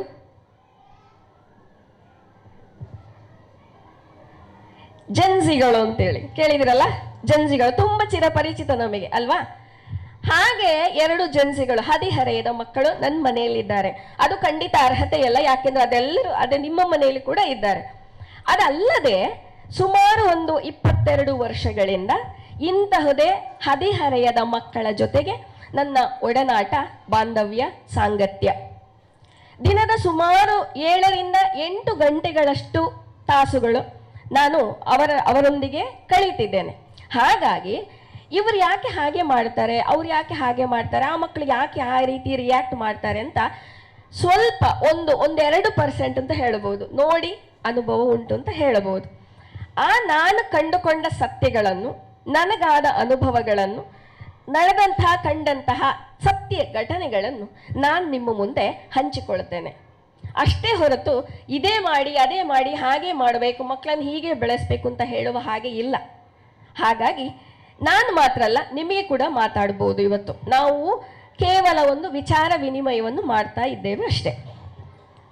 ಹಾಗಾಗಿ ಏನಾದರೂ ಹೇಳಿದ್ರಲ್ಲಿ ತಪ್ಪಿದ್ರೆ ಕ್ಷಮಿಸಬೇಕು ಅಂತ ಕೇಳಿಕೊಂಡು ನನ್ನ ಕರ್ತವ್ಯದತ್ತ ಹೊರಡ್ತಾ ಇದ್ದೇನೆ. ನಾನೊಂದು ಉದಾಹರಣೆಯ ಮೂಲಕ ಆರಂಭ ಮಾಡ್ತೇನೆ. ನಮಗೆ ಕಾಲೇಜಲ್ಲಿ ಪ್ರತಿ 5 ತಿಂಗಳಿಗೊಮ್ಮೆ ಯೂನಿವರ್ಸಿಟಿ ಸೆಮಿಸ್ಟರ್ ಪರೀಕ್ಷೆ ಆರಂಭ ಆಗ್ತದೆ. ಆಗ ನಾವು ಒಂದು ಪರೀಕ್ಷಾ ವೇಳಾಪಟ್ಟಿ ಬಿಡುಗಡೆಯಾಗಿ 1-2 ವಾರದ ತನಕ ಸ್ಟಡಿ ಲೀವ್ ಅಂತ ಕೊಡ್ತೇವೆ. ಒಮ್ಮೆ ಏನಾಯಿತು, ಕಳೆದ ವರ್ಷ ಫೈನಲ್ ಇಯರ್ಸಿಗೆ ಎಕ್ಸಾಮ್ ಅನೌನ್ಸ್ ಆಗಿದೆ, ಸ್ಟಡಿ ಲೀವಲ್ಲಿ ಇದ್ದಾರೆ, ಇನ್ನೇನು 4 ದಿವಸ ಬಾಕಿ ಉಂಟು. ಆಗ ಈ ಡಿಪಾರ್ಟ್ಮೆಂಟ್ನ ಎಲ್ಲ ಮಕ್ಕಳು, ನಿಮಗೆ ಗೊತ್ತಿರ್ಬೋದಲ್ಲ, ಕಾಲೇಜು ಶಾಲೆಯಲ್ಲೂ ಅಷ್ಟೇ ತುಂಬ ಅಶಿಸ್ತು, ಅಸಭ್ಯವಾಗಿ ವರ್ತಿಸುವಂಥ ಪೋಲಿ ಹುಡುಗಿಯರು ಇರ್ತಾರೆ ಅಂತ ಇರುವವರನ್ನು ಪಟ್ಟಿ ಮಾಡಿ ಎಲ್ಲ ಡಿಪಾರ್ಟ್ಮೆಂಟ್ನ ಅವರು ಬಂದರೆ ಒಳಗಡೆ ಬಿಡಬೇಡಿ ಅಂತ ಸೆಕ್ಯೂರಿಟಿಯವರಿಗೆ ಹೇಳಿಟ್ಟಿದ್ದೆವು. ಸಾಧಾರಣ 11:30 ಆಗುವಾಗ ಯಾರೆಲ್ಲ ಬಂದರೆ ಬಿಡಬಾರ್ದು ಅಂತ ಹೇಳಿದ್ವು ಅವರೇ ಬಂದರು. ಗೇಟ್ ಓಪನ್ ಮಾಡಲಿಕ್ಕೆ ಹೇಳಿದರು, ಸೆಕ್ಯೂರಿಟಿ ಮಾಡಲಿಲ್ಲ. ಸಿಟ್ಟಾದ 2 ಹುಡುಗರು ಏನು ಮಾಡಿದರು ಗೊತ್ತಾ? ರೋಡ್ ಸೈಡಿಂದ ಒಂದು ದೊಡ್ಡ ಕಲ್ಲು ತಗೊಂಡು ಕಂಪೌಂಡ್ ವಾಲ್ ಹಾರಿ ಕಲ್ಲಿನಿಂದ ಹೊಡೆದು ಬೀಗ ತೆಗೆದು ಗೇಟ್ ತೆರೆದು ಕೊಟ್ಟರು. ಆಗ ಹೊರಗಿದ್ದ ಮಕ್ಕಳೆಲ್ಲ ಒಳಗೆ ಬಂದರು. ತಡಿಲಿಕ್ಕೆ ಹೋದ ಸೆಕ್ಯೂರಿಟಿಯವರನ್ನು ಹೊಡೆದ್ರು. ಗಲಾಟೆ ಜೋರಾದಾಗ ಕಾಲೇಜಲ್ಲಿ ನಡೆಯುವಂಥದ್ದಾಯ್ತಾ, ಇದು ಕಾಮನ್ ಫ್ಯಾಕ್ಟರ್, ಇದು ಅದು ಇದ್ದದ್ರಲ್ಲಿ ಸಣ್ಣ ಮಟ್ಟದನ್ನು ಹೇಳ್ತಾ ಇದ್ದೇನೆ ಅಷ್ಟೇ. ಕೇಳಲಿಕ್ಕೆ ಹೋದ ಪ್ರಿನ್ಸಿಪಲ್, HOD ಇವರೆಲ್ಲ ಬಂದಾಗ ಅವಾಚ್ಯ ಶಬ್ದಗಳಿಂದ ಬೈದ್ರು ಅವರಿಗೆ. ಪೊಲೀಸ್ ಕೇಸ್ ಆಯಿತು. ಪ್ರಿನ್ಸಿಪಲ್ ಏನು ಮಾಡಿದ್ರು ಅಂದರೆ, ಇಂಥ ಘಟನೆಗಳಾದಾಗ ತಪ್ಪಿತಸ್ಥರು ಯಾರು ಅಂತ ನೋಡ್ಕೊಂಡು ಅವರದ್ದು ಎನ್ಕ್ವೈರಿ ಮಾಡಬೇಕು ಅಂತ ಒಂದು ಎನ್ಕ್ವೈರಿ ಟೀಮ್ ಮಾಡ್ತಾರೆ. ಹಾಗೆ ಇದರದ್ದು ಕೂಡ ಎನ್ಕ್ವೈರಿ ಟೀಮ್ ಮಾಡಿದ್ರು. ಅದರಲ್ಲಿ ನಾನು ಕನ್ವೀನರ್ ಆಗಿದ್ದೆ. ಹಾಗೆ CCTV ಫುಟೇಜ್ ಚೆಕ್ ಮಾಡಿದಾಗ 7 ಜನ ತಪ್ಪಿತಸ್ಥರು ಅಂತ ಗೊತ್ತಾಯಿತು. ಹಾಗೆ ಅವರ ಹೆತ್ತವರನ್ನು ಕರೆಸಿ ಮಾತನಾಡುವಂತಹ ಜವಾಬ್ದಾರಿ ನಮ್ಮದಾಗಿತ್ತು. ನನಗಿದನ್ನು ಹೇಳ್ತಾ ಹೋಗ್ತೇನೆ. ನಿಮಗಿಲ್ಲಿ ಸ್ವಲ್ಪ ಕೆಲವು ವಿಧವಾದ ಪೋಷಕರ ಪರಿಚಯ ಆಗ್ತದೆ. ಈ ಬೀಗ ಹೊಡೆದಿದ್ದಾನಲ್ಲ, ಅವನ ಅಪ್ಪ ಅಮ್ಮ ಬಂದರು. ಅಪ್ಪ ಹೇಳ್ತಾರೆ, ಮೇಡಮ್ ನಾವು ಮನೆಯಲ್ಲಿ ತುಂಬ ಕಟ್ಟುನಿಟ್ಟು, ನನ್ನ ಮಗ ತುಂಬ ಒಳ್ಳೆಯವನು, ಅವನ ಗೆಳೆಯರು ಸರಿ ಇಲ್ಲ ಅಷ್ಟೇ, ನೀವು ಮೊದಲು ಅವರಿಗೆ ಬುದ್ಧಿ ಹೇಳಿ, ಅವರು ಸರಿಯಾದರೆ ಇವನು ಸರಿ ಆಗ್ತಾನೆ ಅಂತ ಹೇಳಿದರು. ಅವನಿಗೆ ಡ್ರಿಂಕ್ಸು ಸ್ಮೋಕ್ ಎಲ್ಲ ಇದೆ. ಇದ್ರ ಬಗ್ಗೆ ಕೇಳಿದಾಗ ಅವ್ರು ಹೇಳ್ತಾರೆ, ನಮ್ಮ ಮನೆಯಲ್ಲಿ ಅಂತಹ ವಾತಾವರಣವೇ ಇಲ್ಲ ಮೇಡಮ್, ಅವನು ಮೊದಲು ಹೀಗಿರಲಿಲ್ಲ, ತುಂಬ ಒಳ್ಳೆ ಹುಡುಗ, ಎಲ್ಲ ಈ ಗೆಳೆಯರ ಜೊತೆ ಸೇರಿ ಸರಿಯಾದ್ದು, ಅವರು ಸರಿಯಾದರೆ ಖಂಡಿತ ಇವನು ಸರಿ ಆಗ್ತಾನೆ ಅಂತ ಹೇಳಿದರು. ಆದರೆ ಇದೇ ಹುಡುಗ ತರಗತಿಯಲ್ಲೂ ನಮ್ಮ ಎದುರಲ್ಲಿ ನಾನು ನನ್ನ ಅಪ್ಪ ಒಟ್ಟಿಗೆ ಕೂತ್ಕೊಂಡು ಕುಡಿತೇವೆ ಅಂತ ಉಡಾಫೆಯಿಂದ ಎಷ್ಟೋ ಸಲ ಹೇಳಿದ್ದಿದೆ. ಆದರೆ ಅವರು ನಮ್ಮಲ್ಲಿ ಮಾತಾಡುವಾಗ ಈ ರೀತಿ ಮಾತಾಡಿದರು. ಇನ್ನು 2ನೇ ಹುಡುಗನ ಅಪ್ಪ ಅಮ್ಮ ಬಂದವರು, ಅಮ್ಮ ಹೇಳ್ತಾರೆ, ಮೇಡಮ್ ನಾವು ತುಂಬ ಮರ್ಯಾದಸ್ಥರು, ಇವನಿಂದಾಗಿ ಸಮಾಜದಲ್ಲಿ ನಮಗೆ ತಲೆ ಎತ್ತಿ ತಿರುಗದಾಗ ಆಗಿದೆ, ನಮಗೆ ಮನೆಯಲ್ಲಿ ಹೇಗೂ ಇವನನ್ನು ಹೇಳಿದಾಗ ಕೇಳಿಸ್ಲಿಕ್ಕೆ ಆಗುವುದಿಲ್ಲ, ನಿಮಗೆ ಕೂಡ ಅವನಿಗೆ ಬುದ್ಧಿ ಹೇಳಿ ಸರಿ ಮಾಡಲಿಕ್ಕೆ ಆಗೋದಿಲ್ವ ಅವನನ್ನು ಅಂತ ನಮ್ಮಲ್ಲೇ ಕೇಳ್ತಾರೆ. ಇನ್ನು ಇನ್ನೊಬ್ಬ ಹುಡುಗನ ಅಪ್ಪ ಅಮ್ಮ ಬರ್ತಾರೆ. ಅಮ್ಮ ಹೇಳ್ತಾರೆ, ಮೇಡಮ್ ನಾವು ನಮ್ಮ ಮಗನನ್ನು ಫ್ರೀಯಾಗಿ ಬಿಟ್ಟಿದ್ದೇವೆ, ಯಾವುದಕ್ಕೂ ಅವನಿಗೆ ಮೂಗು ತೂರಿಸೋದಿಲ್ಲ, ನಾವು ಏನು ಬೇಕಾದರೂ ಮಾಡಲಿ, ಅವನ ಜೀವನ ಅವನಿಷ್ಟ, ನಮಗೆ ಇಲ್ಲದ ಕಾಳಜಿ ನಿಮ್ಗೆ ಯಾಕೆ ಅಂತ ಕೇಳ್ತಾರೆ. ಆಗ ಈ ಹುಡುಗನ ದೇಹದ ಕಾಣುವ ಭಾಗ ಎಲ್ಲ ಚಿತ್ರ ವಿಚಿತ್ರವಾದ ಟ್ಯಾಟುಗಳಿಂದ ತುಂಬಿದೆ. ತಲೆ ಕೂದಲು ಸಣ್ಣ ನರ್ಸರಿ ಮಕ್ಕಳು ಕಲರ್ ಕೊಟ್ಟಾಗೆ ಬಣ್ಣದಿಂದ ತುಂಬಿದೆ.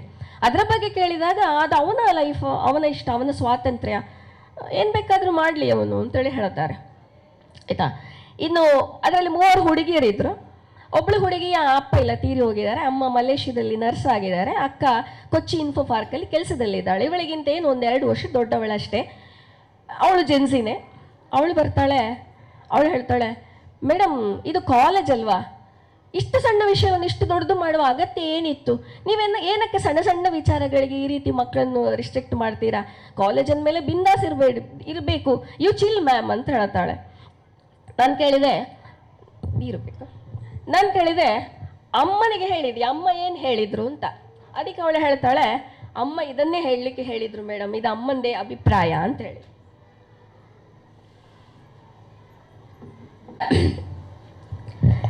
ಅವಳು ಹೇಳಿದ್ಲು, ನೀವು ಬೇಕಿದ್ರೆ ಅಮ್ಮನಿಗೆ ಫೋನ್ ಮಾಡಬೇಕಂತೆ ಅಂತ. ನಾನು ಹೇಳಿದೆ, ನಾನಲ್ಲ, ಬೇಕಿದ್ರೆ ಅಮ್ಮ ನನಗೆ ಫೋನ್ ಮಾಡಲಿ ಅಂತ ಹೇಳಿದೆ.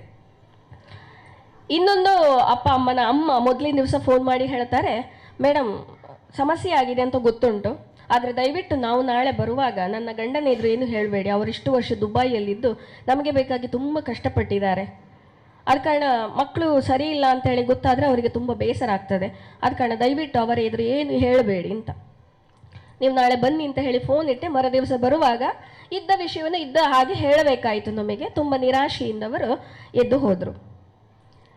ಇನ್ನೂ ಒಂದು ಹುಡುಗಿಯ ಅಪ್ಪ ಅಮ್ಮ ಬರ್ತಾರೆ. ಅಪ್ಪ ಹೇಳ್ತಾರೆ, ಬಂದು ಕೂತವರೇ, ಮೇಡಮ್ ಇವಳಿಗೆ ಯಾವುದರಲ್ಲೂ ಜವಾಬ್ದಾರಿನೇ ಇಲ್ಲ, ಮನೆಯಲ್ಲಿ ಮಗಳು ಇಡೀ ದಿವಸ ಕೋಣೆಯೊಳಗೆ ಬಾಗಿಲು ಹಾಕಿರ್ತಾಳೆ, ಹೊರಗೆ ಬರುವುದೇ ಇಲ್ಲ, ಎಷ್ಟೊತ್ತಿಗೆ ಊಟ ಮಾಡ್ತಾಳ ಹೋಗ್ತಾಳ ಏನೊಂದು ಅವಳಿಗೆ ಗೊತ್ತಾಗೋದಿಲ್ಲ, ಅವಳಿಗೆ ಅದರ ಬಗ್ಗೆ ಗೊಡವೆಯೇ ಇಲ್ಲ ಅಂತ ಹೇಳ್ತಾರೆ.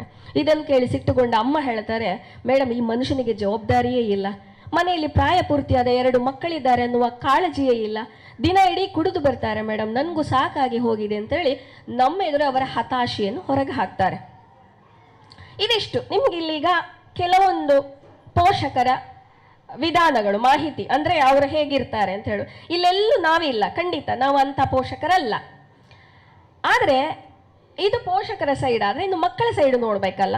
ಈ ಕಾಲೇಜಲ್ಲಿ ಅತಿ ಏನು ಹೇಳೋದು ಮೋಸ್ಟ್ ಇಂಡಿಸಿಪ್ಲಿನ್ಡ್ ಸ್ಟೂಡೆಂಟ್ಸ್ ಅಂತ ಇರ್ತಾರೆ ನೋಡಿ, ಅವರು ಮುಖಕ್ಕೆ ಮುಖ ಕೊಟ್ಟು ಮಾತಾಡೋದಿಲ್ಲ. ನೀವು ಈಚೆಂದ ಹೋದರೆ ಅವರು ಆಚೆಂದ ಹೋಗ್ತಾರೆ. ಅಂಥವ್ರನ್ನ ಹೇಗಾದರೂ ಮಾಡಿ ಲಾಕ್ ಮಾಡಿ ಪ್ರೀತಿಯಿಂದ ಮಾತಾಡಿಸಿದ್ರೆ ಅವರು ಮನಸ್ಸು ಬಿಚ್ಚಿ ಮಾತಾಡ್ತಾರೆ. ನನಗೆ ಇಂತಹ ಮಕ್ಕಳನ್ನು ಮಾತಾಡಿಸೋದು ಅಂತ ಹೇಳಿದರೆ ತುಂಬ ಕುತೂಹಲ. ಅವ್ರ ಮನೆಯಲ್ಲಿ ಹೇಗಿರ್ಬೋದು, ಅವ್ರು ಯಾಕೆ ಹೀಗೆ ಮಾಡ್ತಾರೆ ಅಂತ ತಿಳ್ಕೊಳ್ಳುವ ಅಂತ ಅಷ್ಟೆ. ಹಾಗೆ ಮಾತಾಡಿದಾಗ ಅವರು ಹೇಳುವ ಉತ್ತರಗಳನ್ನು ಕೇಳಿ ನನಗೆ ದಂಗಾದದ್ದಿದೆ.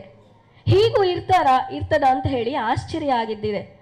ಒಬ್ಬ ಹೇಳ್ತಾನೆ, ಮೇಡಮ್ ನಾನು ನನ್ನ ಅಪ್ಪ ಅಮ್ಮನ ಮುಖವೇ ನೋಡೋದಿಲ್ಲ. ನಾನು ಬೆಳಿಗ್ಗೆ ಕಾಲೇಜಿಗೆ ಬರುವಾಗ ಅವ್ರ ಕೆಲಸಕ್ಕೆ ಹೋಗಿರ್ತಾರೆ, ಸಂಜೆ ಕಾಲೇಜಿಂದ ಹೋಗಿ ಫ್ರೆಂಡ್ಸ್ ಜೊತೆಲ್ಲ ಸುತ್ತಾಡಿ ರಾತ್ರಿ 10-11ಕ್ಕೆ ಮನೆಗೆ ತಲುಪುವಾಗ ಅವರು ಮಲಗಿರ್ತಾರೆ ಅಂತೇಳಿ. ಇಂಥ ಮಕ್ಕಳೇನು ಮಾಡ್ಬೋದು ನಮಗೆ ಊಹಿಸ್ಬೋದು. ಇನ್ನೊಬ್ಬಳು ಹೇಳ್ತಾಳೆ, ಮೇಡಮ್ ಅಪ್ಪ ಅಮ್ಮನಿಗೆ ದಿನಾ ಜಗಳ ಮೇಡಮ್, ಈಗೋ ಕ್ಲಾಶ್, ಅವರಿಗೆ ನಾನೊಬ್ಬಳು ಇದ್ದೇನೆ ಅಂತಲೇ ಗೊತ್ತಿಲ್ಲ, ಲೈಫ್ ಬರೀ ಬೋರು ಮೇಡಮ್ ಅಂತ ಹೇಳ್ತಾಳೆ.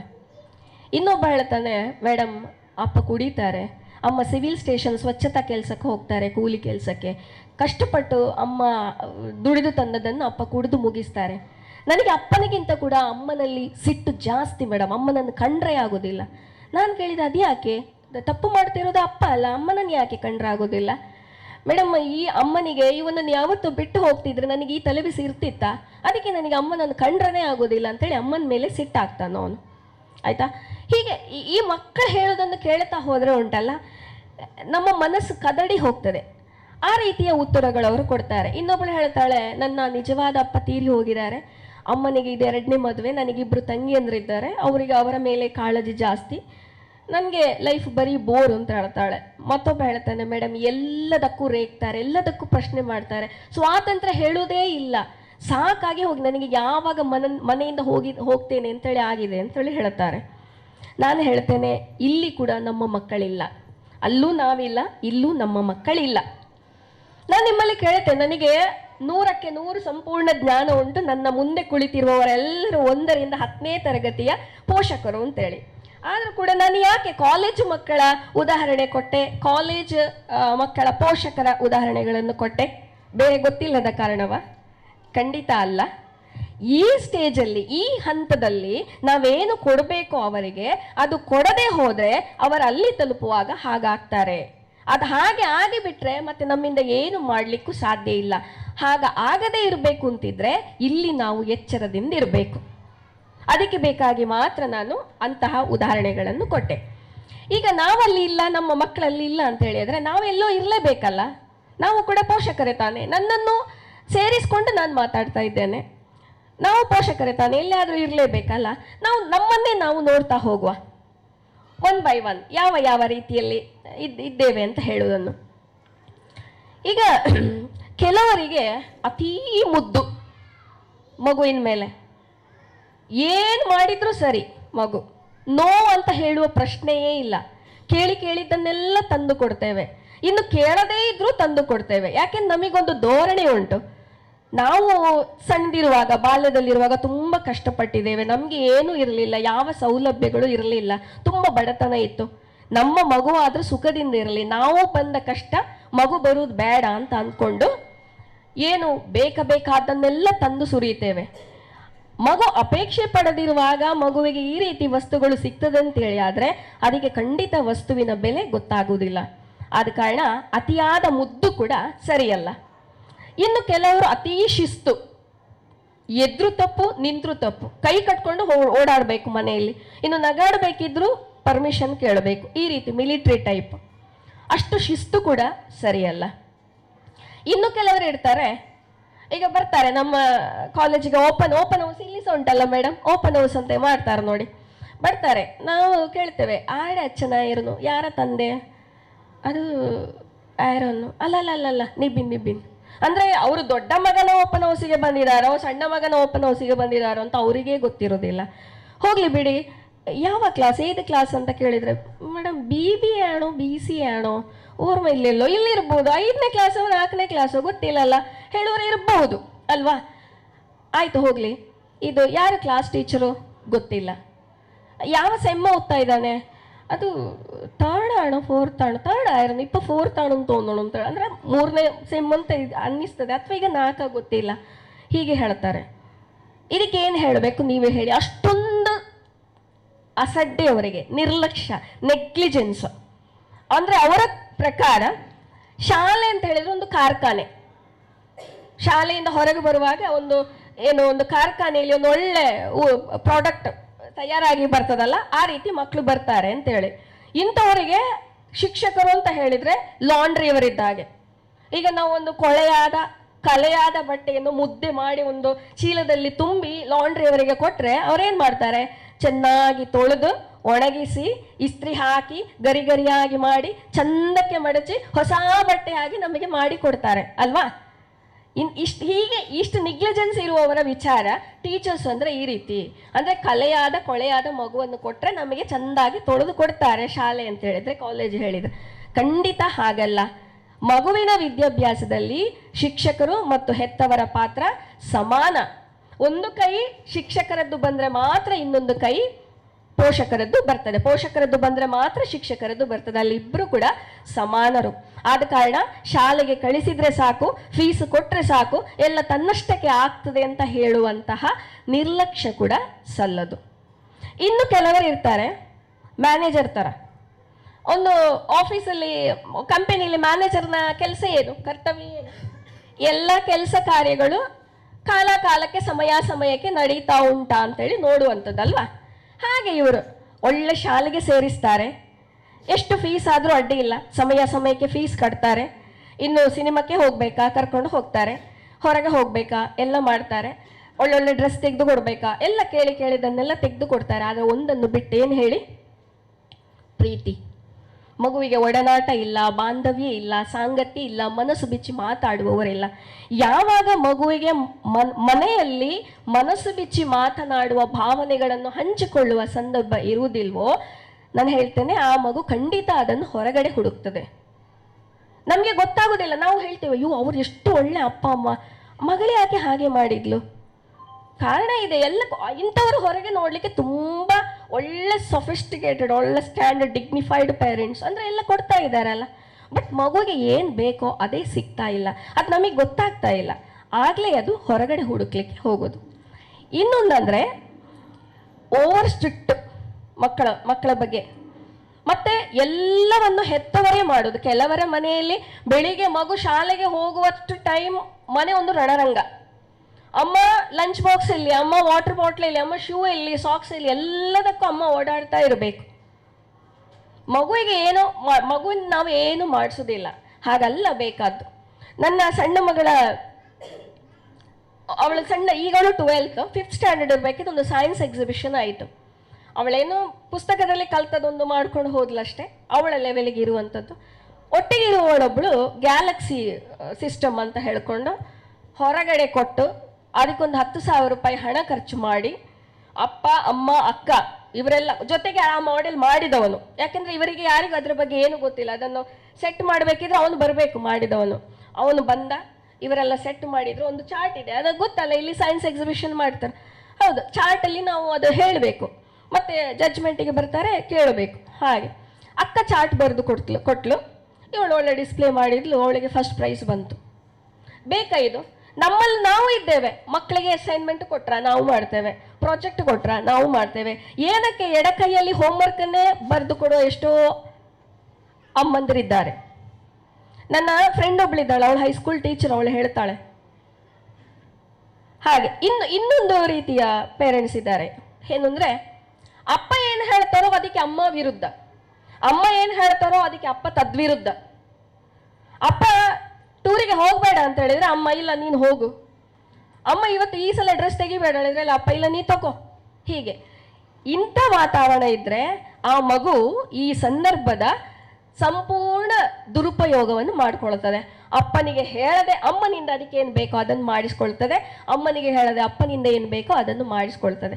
ನನಗಂತೂ ಇದು ತುಂಬ ಸ್ಟ್ರಿಕ್ಟ್ ನಮ್ಮ ಮನೆಯಲ್ಲಿ. ಅದು ಏನು ಅಂತ ಹೇಳಿದರೆ, ನಾವು ಏನು ಮಕ್ಕಳ ಬಗ್ಗೆ ನಿರ್ಧಾರ ತಗೊಳ್ತೇವೋ ಅದು ಇಬ್ಬರು ಗೊತ್ತಿರಬೇಕು. ಇಬ್ಬರು ಈ ಮಗುವಿನ ಬೆಳವಣಿಗೆಯಲ್ಲಿ ಅಪ್ಪ ಅಮ್ಮ ಇಬ್ಬರು ಕೂಡ ಸಮಾನರು. ಇಲ್ಲಿ ಯಾರು ಕೂಡ ಮೇಲು ಕೀಳು, ಕೆಳಗೆ ಮೇಲೆ, ಮುಖ್ಯರು ಅಮುಖ್ಯರು ಇಲ್ಲ.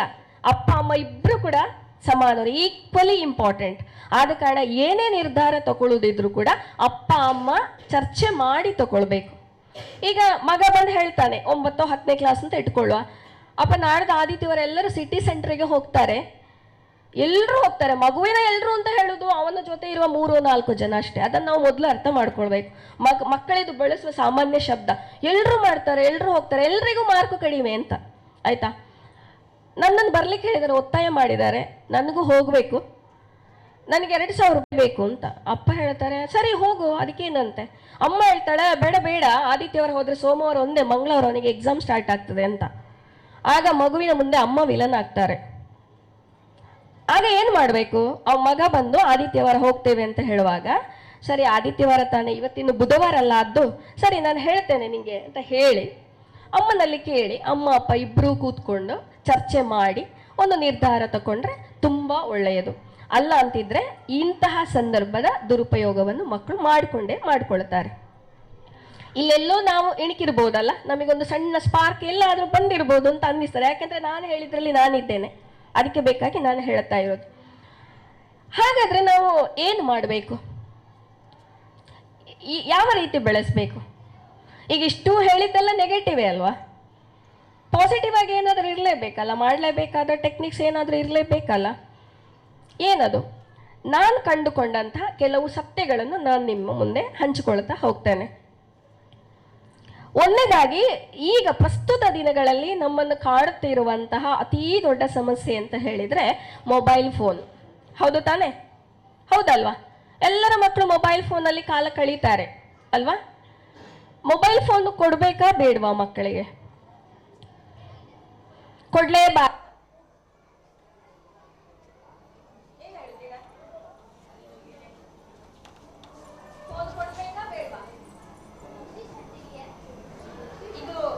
ಡಿಜಿಟಲ್ ಯುಗ, AI ಯುಗ ಅಲ್ವಾ? ಮೊಬೈಲ್ ಫೋನ್ ಕೊಡದೇ ಇದ್ರೆ ನಾವು ನಿಮ್ಮ ಮಕ್ಕಳನ್ನು ದಡ್ಡರನ್ನಾಗಿ ಮಾಡ್ತೇವೆ, ಮೂರ್ಖರನ್ನಾಗಿ ಮಾಡ್ತೇವೆ, ಅವರಿಗೆ ಆ ನಾಲೆಜೇ ಇಲ್ಲದಾಗೆ ಆಗ್ತದೆ. ಅದಕ್ಕೆ ನಾನು ಹೇಳೋದೇನು ಅಂತ ಹೇಳಿದ್ರೆ, ಮೊಬೈಲ್ ಕೊಡಬೇಕು. ಹೇಗೆ? With limit. ಒಂದು ಅರ್ಧ ಗಂಟೆಯೋ 1 ಗಂಟೆಯೋ ನೀವೇ ನಿಮಗೆ ಒಂದು ಚೌಕಟ್ಟನ್ನು ಹಾಕಿಕೊಂಡು ಮೊಬೈಲ್ ನೋಡಲಿಕ್ಕೆ ಕೊಡಬಹುದು. ಮೊಬೈಲ್ ಕೊಟ್ಟು ನೀವು ನಿಮ್ಮಷ್ಟಕ್ಕೆ ಕೆಲಸದಲ್ಲಿ ಇರ್ತೀರಾ? ಖಂಡಿತ ಅಲ್ಲ.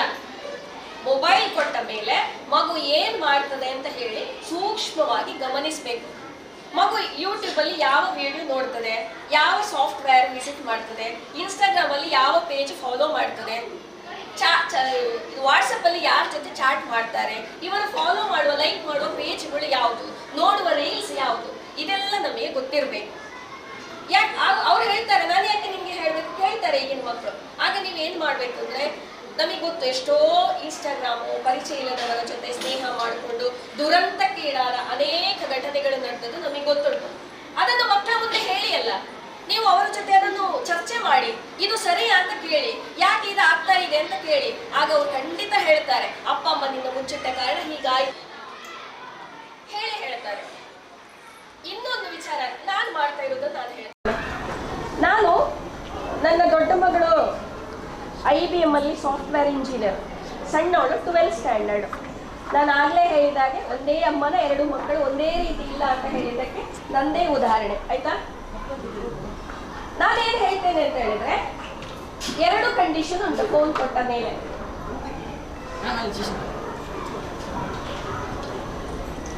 2 ಕಂಡೀಷನ್ಸ್ ಉಂಟು ಅವರಿಗೆ ಹೇಳಬೇಕಾದ್ದು. ಒಂದು, ಅವರು ಮಕ್ಕಳಿಗೆ ಚಾಟ್ ಮಾಡೋದು ತುಂಬಾ ಇಷ್ಟ, ನೀವು ಗಮನಿಸಿರ್ಬೋದಲ್ಲ, ಆ ಚಾಟ್ ಅನ್ನು ಅವರು ಡಿಲೀಟ್ ಮಾಡಬಾರ್ದು. ಇನ್ನೊಂದು, ಅವರು ಯೂಟ್ಯೂಬೋ ಇನ್ಸ್ಟಾಗ್ರಾಮೋ ಅಥವಾ ಯಾವುದೇ ಇದಕ್ಕೆ ಹೋಗಿ ಆ್ಯಪಿಗೆ ಹೋಗಿ ಅವ್ರು ನೋಡ್ತಾರಲ್ಲ, ಸ್ಕ್ರಾಲ್ ಮಾಡ್ತಾರಲ್ಲ, ಆ ಹಿಸ್ಟ್ರಿಯನ್ನು ಡಿಲೀಟ್ ಮಾಡಲೇಬಾರ್ದು. ಯಾಕೆ ಅಂತ ಹೇಳಿದ್ರೆ, ಅಪ್ಪ ಅಮ್ಮ ನೋಡಬಾರ್ದಂಥದ್ದು, ಓದಬಾರ್ದಂಥದ್ದನ್ನು ಅವರು ಮಾಡಲೇಬಾರ್ದು. ಅವರು ಡಿಲೀಟ್ ಮಾಡ್ತಾರಂತಿದ್ರೆ, ಅವರು ಹಿಸ್ಟ್ರಿಯನ್ನು ಡಿಲೀಟ್ ಮಾಡ್ತಾರಂತಿದ್ರೆ ಏನೋ ಮಾಡಬಾರದು ಮಾಡ್ತಾ ಇದ್ದಾರೆ ಅಂತ ಹೇಳಿಕ್ಕೆ ನಿಮಗೆ ಗೊತ್ತಾಗ್ತದೆ. ನೀವು ನೋಡಿ ಅವರ ಫೋನ್ ಚಾಟ್ ಇದೆಯಾ, ಚಾಟ್ ಬಾಕ್ಸ್ ಅಲ್ಲಿ ಚಾಟ್ ಇದೆಯಾ. ಮಕ್ಕಳು ಫೋನಲ್ಲಿ ಚಾಟ್ ಮಾಡ್ತಾ ಇರ್ತಾರೆ, ಸ್ಕ್ರಾಲ್ ಮಾಡ್ತಾ ಇರ್ತಾರೆ, ಹಿಸ್ಟ್ರಿ ನೋಡುವಾಗ ಏನ್ ಇರುವುದಿಲ್ಲ. ಹಾಗಿದ್ರೆ ಮಕ್ಕಳು ಅದನ್ನು ಡಿಲೀಟ್ ಮಾಡಿದ್ದಾರೆ ಅಂತ ಅರ್ಥ. ನಾವು ಸ್ಟ್ರಿಕ್ಟ್ ಆಗಿ ಹೇಳಬೇಕು, ಡಿಲೀಟ್ ಮಾಡಬಾರ್ದು. ಯಾಕೆ ಅಂತ ಹೇಳಿದ್ರೆ, ನಾಳೆ ಇದರಿಂದ ನೀನು ಚೆನ್ನಾಗಿ, ನೀನ್ ನನ್ನ ಮಗ ನನ್ನ ಮಗಳು, ನೀನು ಒಳ್ಳೆಯವ್ರು, ನನಗೆ ಗೊತ್ತು, ಬಟ್ ನಾಳೆ ಇದರಿಂದ ಏನಾದರೂ ಸಮಸ್ಯೆ ಆದರೆ ಕಷ್ಟ ಆದೀತು, ನಿನ್ನ ಬಗ್ಗೆ ನನಗೆ ಸಂಪೂರ್ಣ ನಂಬಿಕೆ ಉಂಟು, ಆದರೆ ಸಮಾಜ ಸರಿ ಇಲ್ಲ, ಜನರು ಸರಿ ಇಲ್ಲ, ಹಾಗೇನಾದ್ರೂ ಹೇಳಿ ನಮ್ಮ ಮಕ್ಕಳನ್ನು ನಾವು ಮಾನಸಿಕವಾಗಿ ಒಟ್ಟಿಗೆ ಇಟ್ಕೊಳ್ಬೇಕಾಗ್ತದೆ. ಇದೊಂದು ಸ್ಕ್ರೀನ್ ಟೈಮ್ ವಿತ್ ಲಿಮಿಟ್. ಇನ್ನೊಂದು, ನಮ್ಮ ಮಗು ಒಂದು ಫಸ್ಟ್ ಟರ್ಮ್ ಎಕ್ಸಾಮ್ ಅಂತ ಇಟ್ಕೊಳ್ಳುವ, ಒಂದು 60% ಮಾರ್ಕ್ ತಗೊಂಡು ಬಂತು. ನಾವೇನ್ ಮಾಡ್ತೇವೆ, ಅವಳಿದ್ದಾಳಲ್ಲ ನಿನ್ನ ಕ್ಲಾಸಲ್ಲಿ ಮನ್ವಿತಾ, ಅವಳಿಗೆ ಎಷ್ಟು? ಅವಳಿಗೆ 92, ಮತ್ತು ಅವನು ತನ್ವಿ ಅವನಿಗೆ 87, ಮತ್ತು ಅವಳಿದ್ದಾಳ ಅನುಪಮನ ಮಗ ಅವನಿಗೆ 88. ಆಯ್ತು, ಇಲ್ಲದು ಸಿಟ್ಟು ನಮಗೆ. ನಾವೇನು ಹೇಳ್ತೇವೆ, ನೆಗ್ತೇವ? ಇಲ್ಲಲ್ಲ, ನಾನು ಹೇಳ ಏನು ಹೇಳ್ತೇವೆ ಅಂತೇಳಿ. ನನಗೆ ಗೊತ್ತಿತ್ತು ನೀನು ಮಾತ್ರ ಹೀಗೆ, ಅವರೆಲ್ಲರೂ ಓದ್ತಾರೆ, ಒಳ್ಳೆ ಮಾರ್ಕ್ ತೆಗಿತಾರೆ, ನೀನು ಜನ್ಮದಲ್ಲಿ ಉದ್ಧಾರ ಆಗ್ಲಿಕ್ಕಿಲ್ಲ, ನನಗೆ ಗೊತ್ತುಂಟು ನೀನು ನನ್ನ ಮರ್ಯಾದೆ ತೆಗಿಲಿಕ್ಕೆ ಹುಟ್ಟಿದ್ದು ಅಲ್ವಾ. ನಾನೊಂದು ವಿಚಾರ ಹೇಳ ನಿಮಗೆ. ಒಂದು ಕುದುರೆ ಗಾಡಿ ಇದೆ ಅಂತ ಇಟ್ಕೊಳ್ಳ, ಕುದುರೆಯ ಒಂದು ಭಾಗ ಅಂತ ಹೇಳಿ ಆದ್ರೆ ಗಾಡಿ ಆದ್ರೆ ಇನ್ನೊಂದು ಭಾಗ, ಸರಿನಾ? ಕುದುರೆ ಮುಂದೆ ಹೋಗ್ಬೇಕು, ಗಾಡಿ ಮುಂದೆ ಹೋಗ್ಬೇಕು ಅಂತಿದ್ರೆ ಯಾವುದಕ್ಕೆ ಹೊಡಿಬೇಕು ನಾವು? ಗಾಡಿಗೆ ಹೊಡಿಬೇಕಾ, ಕುದುರೆಗೆ ಹೊಡಿಬೇಕಾ? ಗಾಡಿಗೆ ಹೊಡಿಬೇಕಾ, ಕುದುರೆಗೆ ಹೊಡಿಬೇಕಾ? ಗಾಡಿ ಮುಂದೆ ಹೋಗ್ಬೇಕಿದ್ರೆ ಕುದುರೆಗೆ ಹೊಡಿಬೇಕು ತಾನೆ. ಆದ್ರೆ ನಾವು ಹೊಡಿತಾ ಇರೋದು ಗಾಡಿಗೆ. ಯಾಕೆಂದ್ರೆ ಮಗುವನ್ನು ತಕೊಳ್ಳಿ, ಮಗುವಿನ ಮನಸ್ಸು ಒಂದು ಭಾಗ ಆದ್ರೆ ದೇಹ ಇನ್ನೊಂದು ಭಾಗ. ಮನಸ್ಸಿಂದ ಆಗ್ಬೇಕಾದ ಕೆಲಸಕ್ಕೆ ನಾವು ದೇಹಕ್ಕೆ ಹೊಡಿತಾ ಇದ್ದೇವೆ. ಯಾಕೆ ಗೊತ್ತಾ, ನಮ್ಗೆ ಮನಸ್ಸಿಗೆ ಹೊಡಿಲಿಕ್ಕೆ ಬರುವುದಿಲ್ಲ. ಮನಸ್ಸಿಗೆ ಹೊಡೆಯುವುದರಲ್ಲಿ 2 ರೀತಿ ಇದೆ. ಒಂದು ಪಾಸಿಟಿವ್ ಎನ್ಫೋರ್ಸ್ಮೆಂಟ್, ಒಂದು ನೆಗೆಟಿವ್. ಪಾಸಿಟಿವ್ ಆಗಿ ಮನಸ್ಸಿಗೆ ಹೊಡೆಯುವುದು, ನೆಗೆಟಿವ್ ಆಗಿ ಮನಸ್ಸಿಗೆ ಹೊಡೆಯುವುದು ಅಂತ. ನೆಗೆಟಿವ್ ಆಗಿ ಮನಸ್ಸಿಗೆ ಹೊಡೆಯುದು ನಾನು ಈಗ ಹೇಳಿದೆ ಅಲ್ಲ, ನಿನ್ನಿಂದ ಮಾತ್ರ ಆಗುದಿಲ್ಲ, ಎಲ್ಲರಿಂದ ಆಗ್ತದೆ. ನನ್ಗೆ ಗೊತ್ತುಂಟು ನೀನು ಹೀಗೆ, ನೀನು ಉದ್ಧಾರ ಆಗ್ಲಿಕ್ಕಿಲ್ಲ. ಹೀಗೆ ನಾವು ಒಂದು ಸಲ ಹೇಳಿತು ಅಂತ ಹೇಳಿ ಆದ್ರೆ ಮಗುವಿನ ಮುಂದೆ ಅದು ಎಷ್ಟು ದೊಡ್ಡ ಗಾಯ ಮಗುವಿನ ಮೇಲೆ ಆಗ್ತದೆ ಅಂತ ಹೇಳಿದ್ರೆ ನಮಗೆ ಅದನ್ನು ಊಹಿಸ್ಲಿಕ್ಕೂ ಸಾಧ್ಯ ಇಲ್ಲ. ಇದು ನೆಗೆಟಿವ್ ಆಗಿ ಮಗುವಿನ ಮನಸ್ಸಿಗೆ ಹೊಡೆಯುವುದು. ಅದೇ ಪಾಸಿಟಿವ್ ಆಗಿ ಹೊಡೆಯುವುದು ಹೇಗೆ? ಇದು 60% ತಗೊಂಡು ಬಂದ, ನನಗೆ ಗೊತ್ತುಂಟ ನೀನ್ ನನ್ ಮಗ, ನೀನು ಹುಷಾರಿದ್ದಿ, ಸ್ವಲ್ಪ ಉದಾಸೀನ ಮಾಡಿ ಈ ಸಲ ಕಲೀಲಿಲ್ಲ, ಮುಂದಿನ ಪರೀಕ್ಷೆಗೆ, ಇದೇನು ಫಸ್ಟ್ ಟೈಮ್ ಅಲ್ವಾ, ಮುಂದಿನ ಪರೀಕ್ಷೆಗೆ ಸ್ವಲ್ಪ ಪ್ರಯತ್ನ ಪಡು, ಜಾಸ್ತಿ ಎಫರ್ಟ್ ಹಾಕು, ಖಂಡಿತ ನಿನಗೆ 70 ಬರ್ತದೆ. ಹೀಗೆ ಹೇಳಿ ನೋಡಿ, ಮನಸ್ಸಿನಿಂದ ಮಾತಾಡಿ, ಹೃದಯದಿಂದ ಮಾತಾಡಿ ಅವರಲ್ಲಿ. ನಮ್ಮ ಮಗು ನಿನ್ನ ಹತ್ರ ನನಗೆ ಧೈರ್ಯ ಉಂಟು, ನೀನು ನಾ ಮಾಡೇ ಮಾಡ್ತೀಯ ಅಂತ ಹೇಳಿ. 60 ಇದ್ದ ಮಗು 62 ಬಂತ ಮುಂದಿನ ಸಲ, ಓಕೆ, ಅಪ್ರಿಷಿಯೇಟ್ ಮಾಡಿ, ಸ್ವೀಕರಿಸಿ ಅದನ್ನು. ಇನ್ನು ಕೆಲವು ಮಕ್ಕಳಿರ್ತಾರೆ ಪಾಪ, ಎಷ್ಟು ನಾವು ಪಾಸಿಟಿವ್ ಎನ್ಫೋರ್ಸ್ಮೆಂಟ್ ಕೊಟ್ಟರು ಅವರು ಅವರ ಶಕ್ತಿ ಮೀರಿ ಪ್ರಯತ್ನ ಪಟ್ಟರು 60 70ಕ್ಕಿಂತ ಮೇಲೆ ಹೋಗೋದಿಲ್ಲ. ಅಂತ ಮಕ್ಕಳನ್ನು ಸ್ವೀಕಾರ ಮಾಡಿ ಅವರಿಗೆ ಹೇಳಬೇಕು, ಮಾರ್ಕೆ ಮುಖ್ಯ ಅಲ್ಲ.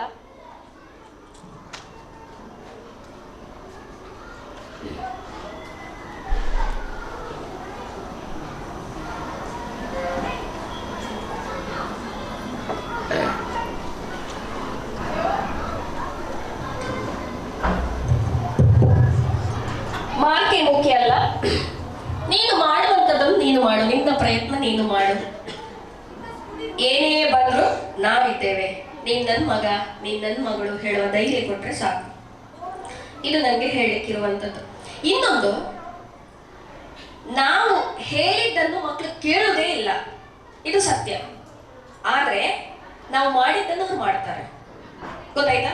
ನಾವು ಹೇಳಿದ್ದನ್ನು ಕೇಳುವುದಿಲ್ಲ, ನಾವು ಮಾಡಿದ್ದನ್ನು ಅವರು ಮಾಡ್ತಾರೆ. ಯಾಕೆ ಗೊತ್ತಾ? ನಾನೊಂದು ಹೇಳ್ತೇನೆ, ಅಮೇರಿಕ ಹೇಳ್ತದ ಹಿಂದೆಗೆ ನನ್ನ ಸ್ವರ ಕೇಳ್ತದಲ್ಲ, ಸ್ವಲ್ಪ ಶೀತ ಉಂಟು, ಇಲ್ಲದೆ ಕೇಳ್ತದೆ, ನನಗೆ ಗೊತ್ತುಂಟು. ಅಮೇರಿಕನ್ ಕಾದಂಬರಿಗಾರರು ಒಬ್ಬರಿದ್ದಾರೆ, ಜಾಯ್ಸ್ ಮೆನಾರ್ಡ್ ಅಂತ. ಅವ್ರು ಹೇಳ್ತಾರೆ, ಮಕ್ಕಳು ಹೇಗೆ ಬೆಳೀತಾರೋ ಹಾಗೆ ನಾವು ಸಹ ಬೆಳೀತೇವೆ ಅಂತೆ. ಸರಿ, ಮಕ್ಕಳು ಹುಟ್ಟಿದಾಗ ಅಲ್ಲಿ ಒಂದು ಅಮ್ಮ ಕೂಡ ಹುಡ್ತಾಳೆ, ಅಪ್ಪ ಕೂಡ ಹುಡ್ತಾರೆ ಅಲ್ವಾ? ಮಗುವಿಗೆ 10 ವರ್ಷ ಆಗುವಾಗ ಅಮ್ಮನಿಗೂ 10 ವರ್ಷ ಆಗುದು, ಅಪ್ಪನಿಗೂ 10 ವರ್ಷ ಆಗುದು. ಯಾವುದರಲ್ಲಿ? ಮಗುವನ್ನು ನೋಡಿಕೊಳ್ಳುವ ಅನುಭವದಲ್ಲಿ. ಹಾಗೆ ಅವ್ರು ಹೇಳ್ತಾರೆ, ಮಗು ಬೆಳೆಯುವ ಹಾಗೆ ನಾವು ಬೆಳೀತೇವೆ. ನಾವು ಮಗುವನ್ನು ಅದು ಏನು ಮಾಡುತ್ತೆ ಅಂತ ನೋಡ್ತಾ ಇರುವ ಹಾಗೆ ಅದು ಕೂಡ ನಾವೇನು ಮಾಡ್ತೇವೆ ಅಂತ ನೋಡ್ತಾ ಇರ್ತದೆ. ಅವ್ರು ಹೇಳ್ತಾರೆ, ನೀವು ನಿಮ್ಮ ಮಗುವಿಗೆ ಸೂರ್ಯನೆಡೆಗೆ ಮುನ್ನುಗ್ಗಿ ಅಂತ ಹೇಳ್ಬೇಕಾಗಿಲ್ಲ, ಬದಲಾಗಿ ಏನು ಮಾಡಬೇಕು?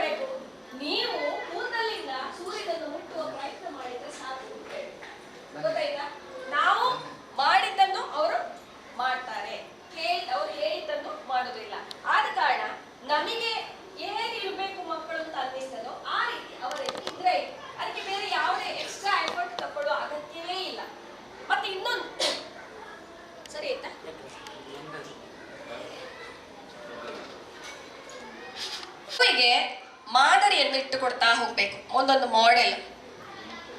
ಒಬ್ಬ ಬಾಲಕ ಕೋಲ್ಕತ್ತಾದ ಬೀದಿಗಳಲ್ಲಿ ಕುದುರೆ ಗಾಡಿಗಳಲ್ಲಿ ಅಪ್ಪ ಅಮ್ಮನ ಜೊತೆ ಹೋಗ್ತಾ ಇದ್ದ. ಅಪ್ಪ ಪ್ರಸಿದ್ಧ ವಕೀಲರು. ಅಪ್ಪ ಕೇಳ್ತಾರೆ, ಮಗ ನಿಂಗೆ ದೊಡ್ಡದಾಗ ಏನಾಗ್ಬೇಕು ಮಗ ಅಂತ. ಮಗು ಸುತ್ತಮುತ್ತ ನೋಡ್ತದೆ. ಆ ಕ್ಷಣದಲ್ಲಿ ಮಗುವಿಗೆ ತನ್ನ ಎದುರು ಕುದುರೆ ಓಡಿಸುವವನೇ ಶಕ್ತಿಶಾಲಿ ಅಂತ ಅನ್ನಿಸಿ ಅದೇ ಹೇಳ್ತದೆ, ಅಪ್ಪ ನನಗೆ ಜಟಕ ಸಾಬಿ ಆಗ್ಬೇಕು, ಕುದುರೆ ಓಡಿಸುವವನಾಗ್ಬೇಕು ಅಂತ ಹೇಳ್ತಾನೆ. ಅಪ್ಪ ಅಮ್ಮನಲ್ಲಿ ಹೇಳ್ತಾಳೆ, ನೋಡು ನಿನ್ನ ಮಗನಿಗೆ ಕುದುರೆ ಓಡಿಸುವವನಾಗ್ಬೇಕಂತೆ. ಅಮ್ಮ ಮಾತಾಡುದಿಲ್ಲ. ಮನೆಗೆ ಬರ್ತಾಳೆ. ಸಂಜೆ ಮಗುವನ್ನು ದೇವರ ಕೋಣೆಗೆ ಕರ್ಕೊಂಡು ಹೋಗ್ತಾಳೆ. ಒಂದು ಫೋಟೋ ತೋರಿಸ್ತಾಳೆ. ಯಾವ ಫೋಟೋ ಊಹನೆ ಮಾಡ್ಬೋದಾ? ವಿಶ್ವರೂಪ ದರ್ಶನದ ಚಿತ್ರ. ಕುದುರೆ ಉಂಟು, ರಥ ಉಂಟು, ಅರ್ಜುನ ಮಂಡಿಯೂರಿ ಕುಳಿತಿದ್ದಾನೆ, ಕೃಷ್ಣ ಗೀತೋಪದೇಶ ಮಾಡ್ತಾ ಇದ್ದಾನೆ. ಅಮ್ಮ ಹೇಳ್ತಾಳೆ, ಕಂದ ನೀನು ಹೇಳಿದ್ಯಲ್ಲ ನಿನ್ಗೆ ಕುದುರೆ ಓಡಿಸುವವನಾಗ್ಬೇಕು ಅಂತ, ಪರವಾಗಿಲ್ಲ ನೀನು ಅದೇ ಆಗು, ಆದ್ರೆ ಯಾವ ರೀತಿ ಕುದುರೆ ಓಡಿಸುವವನಾಗ್ಬೇಕು ಅಂತುಂಟ, ಇದು ಇವನ ಹಾಗೆ ಕುದುರೆ ಓಡಿಸುವವನಾಗುತ್ತ ಹೇಳಿ ಕೃಷ್ಣನನ್ನು ತೋರಿಸ್ತಾಳಂತೆ. ನರೇಂದ್ರ ಅನ್ನುವ ಬಾಲಕ ಸ್ವಾಮಿ ವಿವೇಕಾನಂದ ಆಗಿ ಇಡೀ ವಿಶ್ವವೇ ತಿರುಗಿ ನೋಡುವಂತ ಸಾಧನೆಯನ್ನು ಮಾಡ್ತಾರೆ. ಗಾಂಧೀಜಿಯನ್ನು ತಗೊಳ್ಳಿ, ಪುತಲಿಬಾಯಿ ರಾಮಭಕ್ತೆ ಏನ್ ಹೇಳಿಕೊಟ್ಲು ಮಗನಿಗೆ? ಸತ್ಯವೇ ಉಸಿರು ಅಂತ, ಸತ್ಯವೇ ದೇವರು ಅಂತ ಬದುಕಿ ತೋರಿಸಿದ್ರು.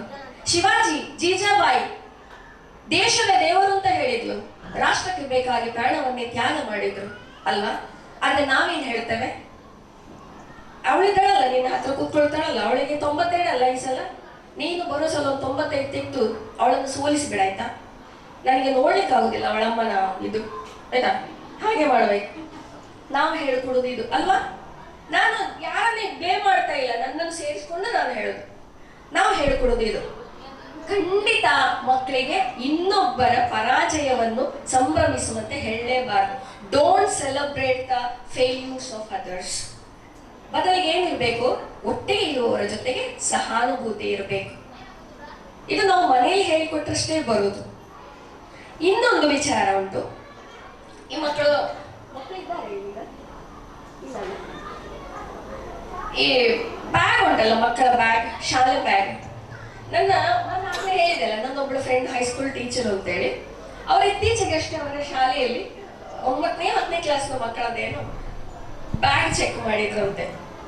ನಾನು ಖಂಡಿತ ಹೇಳುದಿಲ್ಲ ಏನೆಲ್ಲ ಸಿಕ್ಕಿತು ಅಂತೇಳಿ, ಯಾಕಂದ್ರೆ ಪಬ್ಲಿಕ್ ಅಲ್ಲಿ ಹೇಳಲಿಕ್ಕೆ ಆಗದಂತಹ ವಸ್ತುಗಳು ಮಕ್ಕಳ ಬ್ಯಾಗಿಂದ ಸಿಕ್ಕಿತು. ನಾವು ಊಹನೆಗೂ ಕೂಡ ನಿಲುಕದಂತಹ ವಸ್ತುಗಳು. ಆದ ಕಾರಣ ಮಕ್ಕಳ ಬ್ಯಾಗ್ ನಾವು ಚೆಕ್ ಮಾಡಲೇಬೇಕು. ಅದರಲ್ಲಿ 2 ವಿಧ ಉಂಟು. 2 ನಮಗೆ ಗೊಂದಲಗಳು. ಮಕ್ಕಳಿಗೆ ಹೇಳಿ ಮಾಡ್ಬೇಕಾ, ಮಕ್ಕಳಿಗೆ ಗೊತ್ತಾಗದೆ ಮಾಡ್ಬೇಕಾ, ಹೇಳದೆ ಮಾಡ್ಬೇಕಾ ಅಂತ, ಅದು ನಿಮಗೆ ಬಿಟ್ಟಂತದ್ದು. ಹೇಳಿ ಬೇಕಾದ್ರೂ ಮಾಡಿ, ಹೇಳದೆ ಬೇಕಾದ್ರೂ ಮಾಡಿ. ನಾನು ಮಕ್ಕಳಿಗೆ ಹೇಳಿ ಮಾಡ್ತಾ ಇದ್ದೆ, ಬಾ ಇವತ್ತು ನಿನ್ ಬ್ಯಾಗ್ ಕ್ಲೀನ್ ಮಾಡುವ, ಚೆಕ್ ಮಾಡೋದಲ್ಲ, ಬಾ ಬ್ಯಾಗ್ ಕ್ಲೀನ್ ಮಾಡುವ, ತುಂಬಾ ಕೊಳೆ ಆಗಿದೆ, ಬಾ. ಬರ್ತಾರೆ ಮಕ್ಕಳು. ಹಾಗೆ ಬ್ಯಾಗ್ ಚೆಕ್ ಮಾಡೋದು ತುಂಬಾ ತುಂಬಾ ತುಂಬಾ. ಈ ವಾರಕ್ಕೊಂದು ದಿವಸ ಅಂತ ಇಟ್ಕೊಳ್ಳುವ, ಅದು ನಿರ್ದಿಷ್ಟ ದಿವಸ, ಆದಿತ್ಯವಾರ ದಿವಸ ಅಂತ ಅಲ್ಲ, ಅದು ಚೇಂಜ್ ಮಾಡ್ತಾ ಇರ್ಬೇಕು. ಮಕ್ಕಳು ಕೇಳ್ತಾರೆ, ನಿಂಗೆ ನನ್ನ ಮೇಲೆ ನಂಬಿಕೆ ಇಲ್ವಾ? ಅಷ್ಟು ನಂಬಿಕೆ ಇಲ್ವಾ ನನ್ನಲ್ಲಿ? ಏನಕ್ಕೆ ಬ್ಯಾಗ್ ಚೆಕ್ ಮಾಡ್ತಾ ಇದ್ದಿ? ನಾವು ಹೇಳ್ಬೇಕು, ನಿನ್ನ ಮೇಲೆ ನಂಬಿಕೆ ಉಂಟಪ್ಪ, ವಾತಾವರಣ ಸರಿ ಇಲ್ಲ ಅಲ್ವಾ? ಹಾಗೆ ಹೇಳಿ ಬ್ಯಾಗ್ ಚೆಕ್ ಮಾಡೋದಂತೂ ತುಂಬಾ ಇಂಪಾರ್ಟೆಂಟ್ ವಿಷಯ. ಇನ್ನು ಈ ನಾವು ಉಂಟಲ್ಲ, ಈ ಮಕ್ಕಳು, ಸಣ್ಣ ಮಕ್ಕಳಿರ್ತಾರಲ್ಲ, ಅವರಿಗೆ ಕೇಳ್ತಾ ಇರ್ಬೇಕು ಶಾಲೆಯಿಂದ ಬಂದಾಗ, ಇವತ್ತೇನಾಯ್ತು ಶಾಲೆಯಲ್ಲಿ, ಏನ್ ಮಾಡಿದ್ರು, ಆ ಫ್ರೆಂಡ್ ಏನ್ ಹೇಳಿದ್ರು, ಹೀಗೆ ಅಂದ್ರೆ ಮಕ್ಕಳಿಗೆ ತುಂಬಾ ಕಥೆಗಳಿರ್ತದೆ ಹೇಳಲಿಕ್ಕೆ. ಅದಕ್ಕೆ ನಾವು ಕಿವಿ ಆಗ್ಬೇಕು. ನಾವೇನ್ ಮಾಡ್ತೇವೆ, ನಮಗೆ ನಮ್ಮದೇ ಕೆಲಸದ ಒತ್ತಡ, ನಾವೆಲ್ಲರೂ ಹೊರಗಡೆ ನಮ್ಮಷ್ಟು ಒಳ್ಳೆಯ ಜನ ಈ ಜಗತ್ತಲ್ಲೇ ಇಲ್ಲ ಅಲ್ವಾ? ಆ ರೀತಿ ಇನ್ಕ್ಲೂಡಿಂಗ್ ನಾನು. ಈಗ ಪ್ರಿನ್ಸಿಪಲ್ ಕರೆದೆ, ನಾನು oh sir, okay sir, yes sir, no problem sir, I do it sir, ತುಂಬಾ ನಗುಮುಖದಿಂದ ಒಪ್ಪಿಕೊಳ್ತೇವೆ, ಮಾಡ್ತೇವೆ ಎಲ್ಲರೂ ಕೂಡ. ಅದೇ ಮನೆಗೆ ಬಂದ್ರೆ ಹೊರಗಡೆ ಎಲ್ಲ ಕೃಷ್ಣನ ವೇಷ, ಮನೆಯಲ್ಲಿ ಕಂಸ, ನಮ್ಮೊಳಗಿನ ಕಂಸ ಎಚ್ಚರಾಗ್ತಾನೆ. ಆದ್ರೆ ನಾವು ಮಾಡ್ಬೇಕಾದ ಏನು ಹೊರಗಡೆ? ನಾನು ಹೇಳುದು ಯಾಕೆ ಅಂತ ಹೇಳಿದ್ರೆ, ಮನೆಯೊಳಗಿನ ಬಂಧಗಳು ನಮ್ಮ ಜೊತೆ ಜೀವನ ಪರ್ಯಂತ ಉಳಿಯುವಂಥದ್ದು. ಆದ ಕಾರಣ ಇಲ್ಲಿ ನಮಗೆ ಬೇಕಾದ್ದು ಏನು? ಸಮಾಧಾನ, ತಾಳ್ಮೆ. ಇದರದಲ್ಲ ಹೊರಗಿನ ಆ ಫ್ರಸ್ಟ್ರೇಷನ್, ಸ್ಟ್ರೆಸ್ ಅದನ್ನೆಲ್ಲ ತಗೊಂಡು ಪಾಪ ಬಡಪ ಕರೆದ್ರೆ ಸಾಕು, ಏನ ಹೇಳು. ಓಗೊಳ್ಳುವಷ್ಟು ವ್ಯವಧಾನ ಸಮಾಧಾನ ಕೂಡ ನಮ್ಗೆ ಇರುವುದಿಲ್ಲ ಅಲ್ವಾ. ನಾನೊಂದು ನಿಮಗೆ ಒಂದು ಉದಾಹರಣೆ ಕೊಡ್ತೇನೆ. ನಿಮ್ಮದೇ ಪ್ರಾಯದ ಮಗು, ಯಾವ ಕ್ಲಾಸ್ ನನಗೆ ಗೊತ್ತಿಲ್ಲ, ಒಂದಾದ್ರೆ ಒಂದು ಇಟ್ಕೊಳ್ಳಿ, 10 ಆದ್ರೆ 10 ಇಟ್ಕೊಳ್ಳಿ. ಪ್ರಾಯದ ಮಗು ಫ್ರೆಂಡ್ ಅಂತ ಇಟ್ಕೊಳ್ಳಿ, ಅಪ್ಪ ಅಮ್ಮನ ಜೊತೆ ನಿಮ್ಮ ಮನೆಗೆ ಬರ್ತದೆ ಆಯ್ತಾ. ನೀವು ಅತಿಥಿ ಸತ್ಕಾರ ಎಲ್ಲ ಮಾಡಿ ಮನಸ್ಸು ತುಂಬ ಮಾತಾಡಿ ಗ್ಲಾಸ್ ಇದೆಯಲ್ಲ, ಕುಪ್ಪಿ ಗ್ಲಾಸ್, ಅದರಲ್ಲಿ ಜ್ಯೂಸ್ ಕೊಡ್ತೀರಿ ಅಂತ ಇಟ್ಕೊಳ್ಳುವ. ಮಗುವಿನ ಕೈಯಿಂದ ಅದು ಕೆಳಗೆ ಬೀಳುತ್ತದೆ, ಚೆಲ್ಲಿ ಹೋಗ್ತದೆ, ಗ್ಲಾಸ್ ಪುಡಿ ಪುಡಿ ಆಗ್ತದೆ. ನೀವೇನ್ ಮಾಡ್ತೀರಿ? ಮನೆಯವರು ನೀವೇನ್ ಮಾಡ್ತೀರಿ? ಏನ್ ಮಾಡ್ತೀರಿ ಹೇಳಿ?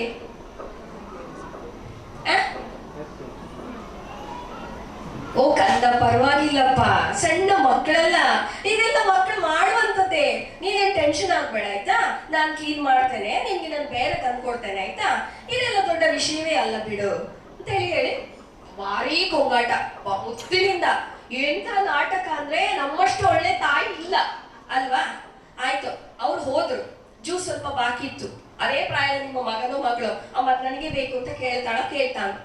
ನೀವು ಅದೇ ಬೇರೆ ಅಂತದ್ದೇ ಕುಪ್ಪಿ ಗ್ಲಾಸಲ್ಲಿ ಹಾಕಿ ಕೊಡ್ತೀರಿ. ನಿಮ್ಮ ಮಗುವಿಂದ ಕೈಗೆ ಕೆಳಗೆ ಹೋಯ್ತು. ಈಗ ತೊಂದ್ರೆ ಇಲ್ಲಪ್ಪ, ನೀನಾದ್ರೆ ತೊಂದ್ರೆ ಇಲ್ಲ, ಆಗ್ತದೆ ಹಾಗೆ ಆಯ್ತಾ, ನಾನು ಒರೆಸ್ತೇನೆ ಬಿಡು ಇರಿ ಹಾಗೆ ಹೇಳ್ತೇವ. ಬದಲಿಗೆ ಏನ್ ಹೇಳ್ತೇವೆ?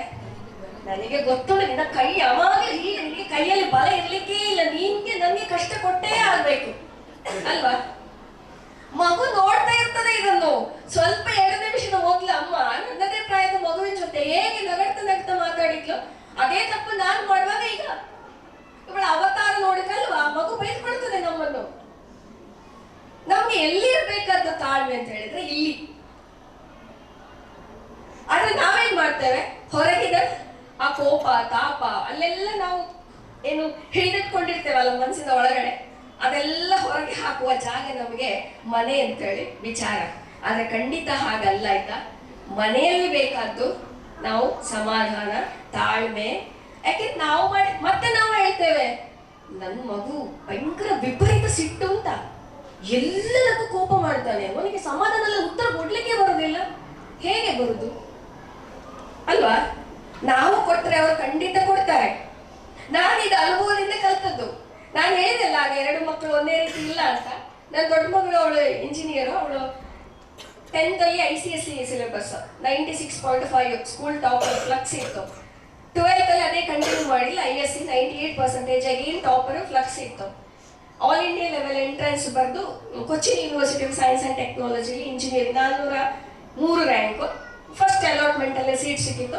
7th ಸೆಮ್ ಆಗ್ಬೇಕಿದ್ರೆ IBM ಅಲ್ಲಿ ಕೆಲಸವೂ ಆಯ್ತು. ಈಗ 6 ಅಂಕಿತ ಸಂಬಳ ಪಡೀತಾ ಕೆಲಸ ಇದ್ದಾಳೆ. ಅದ ಸಣ್ಣವಳು ಹಾಗಲ್ಲ, ತುಂಬಾ ಜೀನಿಯಸ್ ಆಯ್ತಾ. ಆದ್ರೆ ಯಾಕೆ ಅಕ್ಕನಷ್ಟು ಯಾಕೆ ಕಷ್ಟ ಬರಬೇಕು, ನನ್ನಿಂದ ಆಗೋದಿಷ್ಟೇ ಸಾಕು ಅಂತ ಹೇಳುವ ಧೋರಣೆ. ಅವಳು ICSE 87%. ಈಗ PUC ಓದ್ತಾ ಇದ್ದಾಳೆ, CBSEಗೆ ಹಾಕಿದ್ದು. ನಾನು ಕೂಡ ಇವರ ಇದರಲ್ಲಿ ಮಾಡುವುದು ಇದನ್ನೇ. ಆಗ ಅವ್ರು ಹೇಳ್ತಾರೆ, ಅಮ್ಮ ನೀನು ಆಗ ಅವರಿಗೆ ಹಾಗೆ ಹೇಳಿದೆಯಲ್ಲ, ಈಗೇನು ಹೀಗೆ ಅಂದ್ರೆ ನಾವು ನಿನ್ನ ಹೇಳೋದೆಲ್ಲ ಕೇಳಿದ್ದೀವವರು, ಕೇಳ್ತಾರೆ ಮಕ್ಕಳು. ಆದ್ರೆ ನಾನೇನ್ ಹೇಳ್ತೇನೆ, ಸಣ್ಣವಳೆ ಸ್ವಲ್ಪ ಅವಳು ಇದ್ದಾಗಿ ಹೇಳ್ತಾಳೆ, ದೊಡ್ಡವಳಾಗೆ ಅಲ್ಲ. ಅದು ಹೇಗೆ ಬಂದದ್ದು? ಆಟೋಮೆಟಿಕ್ ಆಗಿ ಬರುದಿಲ್ಲ, ನಮ್ಮದೇ ಮಕ್ಕಳಲ್ವಾ.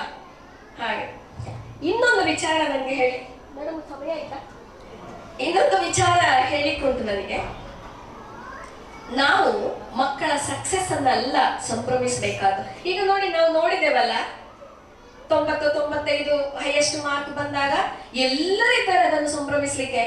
ಶಾಲೆ ಉಂಟು, ಟೀಚರ್ಸ್ ಇದ್ದಾರೆ, ಮ್ಯಾನೇಜ್ಮೆಂಟ್ ಉಂಟು, ನಮ್ಮ ಹಾಗೆ ಗೆಸ್ಟ್ಗಳು ಬರ್ತಾರೆ, ಮಾಧ್ಯಮದವರಿದ್ದಾರೆ, ನೀವೆಲ್ಲರಿದ್ದೀರಾ ಅಲ್ವಾ. ಸಂಭ್ರಮಿಸ್ಲಿಕ್ಕೆ ಬೇರೆಯವರಿದ್ದಾರೆ ಬಿಡಿ. ನಾವು ಯಾರ ಜೊತೆ ನಿಲ್ಬೇಕು? ಫೇಲ್ಯೂರ್ ಆದವರ ಜೊತೆ ನಿಲ್ಬೇಕು. ನಾವು ಸಾಧಾರಣ ಮಾಡುವಂಥದ್ದು, ಅವರನ್ನು ಇನ್ನಷ್ಟು ನಾವು ನೋವು ಮಾಡ್ತೇವೆ ಮನಸ್ಸಿಗೆ, ಅದು ಮಾಡಬಾರ್ದು. ಸಕ್ಸಸ್ ಅಲ್ಲ, ಫೇಲ್ಯೂರ್ ಅನ್ನು ನಾವು ಅವರಿಗೆ ಅದನ್ನು ಈಕ್ವಲ್ ಆಗಿ ತಗೊಳ್ಳಿಕ್ಕೆ ಹೇಳಬೇಕು. ನೀನ್ ನನ್ನ ಮಗ, ನೀನ್ ನನ್ನ ಮಗಳು, ನಿಂಗೆ ಇಷ್ಟೇ ಬಂದದ ಪರವಾಗಿಲ್ಲ, ನಾನಿದ್ದೇನೆ, ನಾಳೆ ಏನೇ ಸಮಸ್ಯೆ ಆಗಲಿ ನಿನಗೆ ನಾನಿದ್ದೇನೆ ನಿನ್ ಜೊತೆ ಅಂತ ಹೇಳಿ ಜೊತೆ ನಿಲ್ಬೇಕು ನೀವು. ಇನ್ನು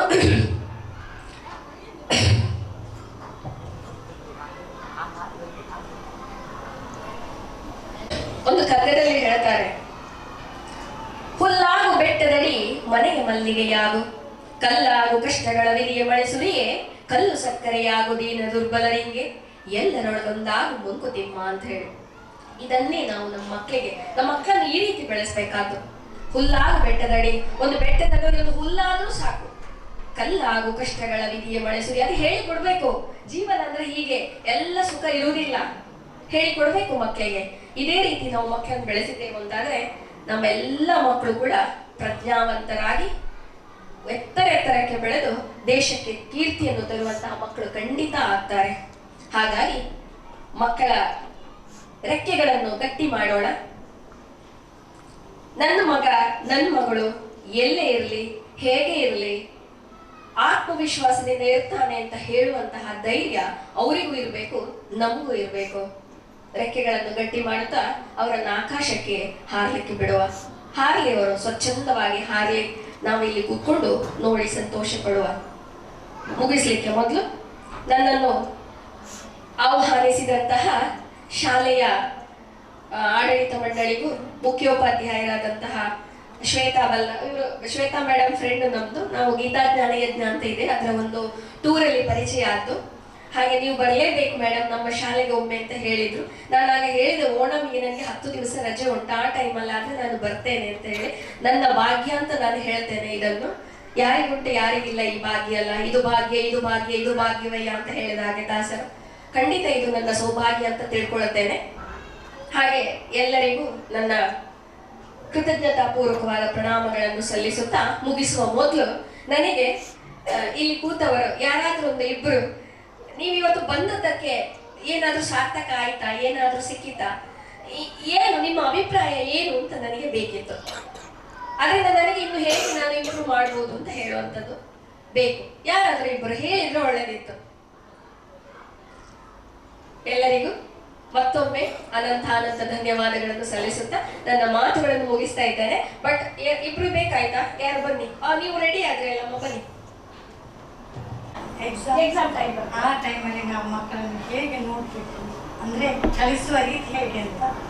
ಎಕ್ಸಾಮ್ ಟೈಮಲ್ಲಿ ಕಲಿಸುವುದು ಅಂತ ಪ್ರತ್ಯೇಕವಾದ ಪ್ರೆಷರ್ ಕೊಡುವ ಅಗತ್ಯ ಇಲ್ಲ.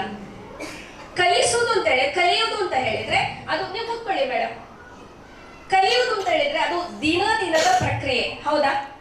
ದಿನದ ಪ್ರಕ್ರಿಯೆ. ಅವತ್ತವತ್ತು ಮಾಡಿದ್ದನ್ನು ಅವತ್ತವತ್ತೇ ಕಲ್ತೇವು ಅಂತ ಹೇಳಿ ಆದ್ರೆ ಪರೀಕ್ಷೆಯ ಸಮಯದಲ್ಲಿ ಅದಕ್ಕೆ ಪ್ರತ್ಯೇಕ ಒಂದು ಸ್ಟ್ರೆಸ್ ಕೊಟ್ಟು ಪ್ರೆಷರ್ ಕೊಟ್ಟು ಮಾಡಬೇಕಾದ ಅಗತ್ಯ ಇಲ್ಲ. ಇನ್ನು ಪರೀಕ್ಷೆ ಟೈಮಲ್ಲಿ ಬೇಕಿದ್ರೆ ಫೋನ್ ಕೊಡದೇ ಇರ್ಬೋದು, ಟಿವಿ ಬೇಕಿದ್ರೆ ನೋಡದೇ ಇರ್ಬೋದು. ಮತ್ತೆ ನೀವೊಂದು ಟೈಮ್ ಟೇಬಲ್ ಹಾಕಿಕೊಡಿ. ಪರೀಕ್ಷೆ ಟೈಮ್ ಟೇಬಲ್ ಇಲ್ಲಿ ಬರ್ತದಲ್ಲ, ಆಗ ನಿಮ್ಮ ಮನೆಯಲ್ಲಿ ಒಂದು ಟೈಮ್ ಟೇಬಲ್ ರೆಡಿ ಆಗಲಿ. ಎಷ್ಟು ಗಂಟೆಗೆ, ಈಗ ನಂಗೆ ಗೊತ್ತಿಲ್ಲ ಈಗಿನ ಮಕ್ಕಳು ಎಷ್ಟು ಗಂಟೆಗೆ ಹೇಳ್ತಾರೆ ಅಂತ. ರಜೆ ದಿವಸ ಆದ್ರೆ 12 ಗಂಟೆ, ನಮ್ಮ ಕಾಲೇಜ್ ಮಕ್ಕಳು ಹೇಳ್ತಾರೆ ಬೆಳಿಗ್ಗೆ ಆಗೋದು 12 ಗಂಟೆಗೆ, ಮಧ್ಯಾಹ್ನದ್ದು ಬೆಳಿಗ್ಗೆ ಒಟ್ಟಿಗೆ ತಿನ್ನುವುದಂತೆ. ಹಾಗೆ ಆಗಿದೆ ಅಂತ. ನಾವೆಲ್ಲ ಸಣ್ಣ ಇರುವಾಗ ನಮ್ಮ ಅಜ್ಜಿ ಅಪ್ಪ, ನಮ್ಮ ಅಪ್ಪನಿಗಂತೂ ಹೆಣ್ಮಕ್ಳು 7 ಗಂಟೆ ಆಯ್ತು ಅಂತ ಹೇಳಿ ಸಿಟ್ಟು ಬರ್ತಿತ್ತು ಅವರಿಗೆ. 6 ಗಂಟೆ ಮ್ಯಾಕ್ಸಿಮಮ್. ನನ್ನ ಮನೆಯಲ್ಲೂ ಹಾಗೆ, ನಮ್ಮ ಮನೆಯವರಿಗೆ ಹಾಗೆ. ಮಕ್ಳು 6 ಗಂಟೆ ಮ್ಯಾಕ್ಸಿಮಮ್, 6 ಗಂಟೆ ಕಳೆದ್ರೆ ಮತ್ತೆ ಮಲಗಬಾರ್ದು. ಹಾಗೆ ನಿಮ್ಮ ಮನೆಯ ಪದ್ಧತಿ ಏನು ಉಂಟು ಅಂತ ನಿಮಗೆ ಗೊತ್ತು. ಈಗ 12 ಗಂಟೆಗೆ ಹೇಳ್ತಾರಂತ ಇದ್ರೆ ಪರೀಕ್ಷೆ ಟೈಮಲ್ಲಿ ಒಂದು 6 7 ಅಂತ ಮಾಡಿ, ಈ ಶಾಲಾ ಪರೀಕ್ಷೆ ಟೈಮ್ ಟೇಬಲ್ ಉಂಟಲ್ಲ ಅದೇ ರೀತಿ ಓದ್ಲಿಕ್ಕೆ ಅಂತ ಹೇಳಿ ಟೈಮ್ ಟೇಬಲ್ ಮಾಡಿ. ಇದು ತುಂಬಾ ಒಳ್ಳೆ ಇದಾಯ್ತಾ. ಟೈಮ್ ಟೇಬಲ್ ಫಾಲೋ ಮಾಡ್ಬೇಕು ಮಕ್ಕಳು. ಇಷ್ಟು ಗಂಟೆಗೆ ಹೇಳ್ತೇವೆ, ಇಷ್ಟು ಗಂಟೆಗೆ ಓದು, ಇಷ್ಟು ಗಂಟೆಗೆ ಇದು ಅದು ಇದು ಅಂತ ಹೇಳ್ಕೊಂಡು, ಹೋಮ್ವರ್ಕ್ ಮಾಡ್ಲಿಕ್ಕೆ ಒಂದೆಷ್ಟು ಹೊತ್ತು, ಓದ್ಲಿಕ್ಕೆ ಇಷ್ಟು ಹೊತ್ತು ಅಂತ ಹೇಳಿ ಹಾಗೆ ಮಾಡ್ತಾ ಹೋದ್ರೆ ಪರೀಕ್ಷೆ ಟೈಮಲ್ಲಿ ಖಂಡಿತ ಆಗಿ ಅವರು ಚಂದಕ್ಕೆ ಓದಿ ಒಳ್ಳೆ ಮಾರ್ಕ್ ತೆಗಿತಾರೆ. ಆದ್ರೆ ನೀವು ಇದು ಯುದ್ಧ ಮಾಡೋದು ಬೇಡ. ಮನೆಯಲ್ಲಿ ಪರೀಕ್ಷೆ ಅಂತ ಹೇಳಿದ್ರೆ ಟೈಮ್ ಟೇಬಲ್ ಬಂದ್ರೆ ಶುರುವಾಯ್ತು, ಅಮ್ಮ ಅಪ್ಪನಿಗೆ ತಲೆಬಿಸಿ, ಮತ್ತೆ ಯುದ್ಧವೇ ಅಲ್ಲಿ ಅಲ್ವಾ. ಒಳ್ಳೆಯಲ್ಲಿ ಹೇಳಿ ಮಕ್ಕಳಿಗೆ, ಹೃದಯದಿಂದ ಮಾತಾಡಿ, ಮನಸ್ಸಿನಿಂದ ಮಾತಾಡಿ. ನಮ್ಮ ಮಕ್ಕಳು ಯಾಕೆ ಕೇಳುದಿಲ್ಲ ಅಲ್ವಾ? ಕೇಳ್ತಾರೆ. ನಾವೇನ್ ಮಾಡ್ತೇವೆ ಪರೀಕ್ಷೆ, ನಿಮಗೆ ಗೊತ್ತಿರ್ಬೋದಲ್ಲ. 2 ದಿವಸದ ಕೆಳಗೆ ಮಹಾರಾಷ್ಟ್ರದಲ್ಲಿ ಒಬ್ಬ ಹುಡುಗ ಐಫೋನ್ ಇದಕ್ಕೆ ಅಪ್ಪ ಅಮ್ಮ ಎಲ್ಲರೂ ಹೋದ್ರು. ಕಳೆದ ವಾರ ಮಂಡ್ಯದಲ್ಲಿ ಕಾಣ್ತಾರೆ 7ನೇ ಕ್ಲಾಸ್ ಹುಡುಗಿ ಮೊಬೈಲ್ ನೋಡ್ಬೇಡ ಹೇಳಿದಕ್ಕೆ ಸೂಸೈಡ್ ಮಾಡ್ಕೊಂಡದ್ದು. WHO ಹೇಳ್ತದೆ, ವರ್ಲ್ಡ್ ಹೆಲ್ತ್ ಆರ್ಗನೈಸೇಷನ್, ಕೊರೋನಾ ಆದ್ಮೇಲಂತೆ ಸಣ್ಣ ಮಕ್ಕಳ ಮಾನಸಿಕ ಸ್ಥಿಮಿತ ಕಳ್ಕೊಳ್ಳೋದನ್ನ ಅಸ್ವಾಸ್ಥತೆ, ಮಾನಸಿಕ ಇದು 25 ವರ್ಷದಷ್ಟು ಮುಂದೆ ಹೋಗಿದೆ ಅಂತೆ. ಅದಕ್ಕೆ ನಾವು ಕೇಳ್ತೀವಿ ನೋಡಿ, 5ನೇ ಕ್ಲಾಸ್ ಮಕ್ಕಳಿಗೆ ಡಿಪ್ರೆಷನ್ ಅಂತೆ. ಈಗ ನಮಗೆ ನಂಬಲಿಕ್ಕೆ ಸಾಧ್ಯ ಉಂಟಾ? ಅಪ್ಪ ಬೇಡ ಹೇಳಿದಕ್ಕೆ ಸುಸೈಡ್ ಮಾಡ್ಕೊಳ್ಳೋದಂತೆ, ಅಮ್ಮ ಬೈದಕ್ಕೆ ಸುಸೈಡ್ ಮಾಡ್ಕೊಳ್ಳೋದಂತೆ. ನಮ್ಮ ಕಾಲದಲ್ಲಿ ಹಾಗೆ ಇರ್ತಿದ್ರೆ ನಾವೆಲ್ಲ ಇರ್ತಿದ್ದೇವ ಈಗ ಅಲ್ವಾ? ನಮಗೆ ಅದೇ 3 ಹೊತ್ತು ಅಲ್ವಾ ಹಾಗೆ. ಆದ್ರೆ ಈಗ ಹಾಗೆ ಮಾಡ್ಲಿಕ್ಕೆ ಆಗುದಿಲ್ಲ, ಏನು ಕಾಲ ಬದಲಾಗಿದೆ. ಹಾಗಾಗಿ ಒಳ್ಳೆದ್ರಲ್ಲಿ ಹೇಳ್ಬೇಕು. ನಾವೇನ್ ಮಾಡ್ತೇವೆ ಅಂದ್ರೆ, ಈಗ ಪರೀಕ್ಷೆ ಟೈಮ್ ಟೇಬಲ್ ಬಂದು ನಿಮ್ಗೆ ಪರೀಕ್ಷೆ ಆಯ್ತಾ, ಅದೊಂದು ಇದು ಯುದ್ಧ ನೀತಿ ಆಯ್ತಾ, ಡಿಕ್ಲೇರ್ ಆಗಿದೆ, ಯುದ್ಧ ಡಿಕ್ಲೇರ್ ಆಗಿದೆ.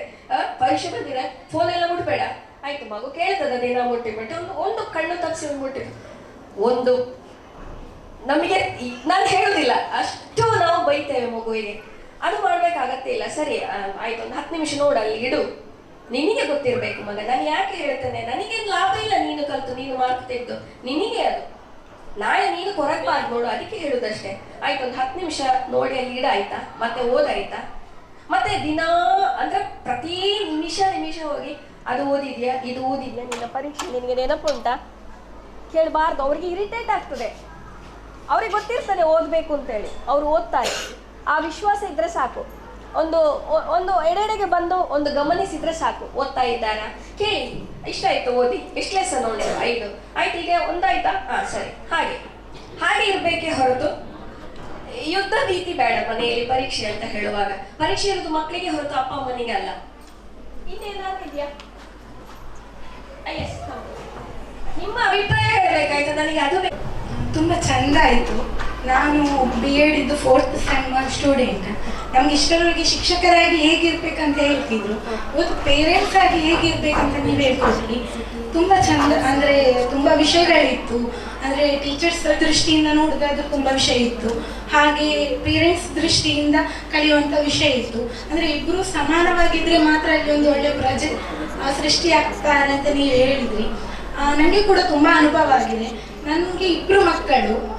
ನನಗೆ B.Ed ಅಂದರೆ ತುಂಬ ಸೆಮಿನಾರ್ ಅರೇಂಜ್ಮೆಂಟ್ ಎಲ್ಲ ಬಿಸಿ ಇರ್ತೇವೆ.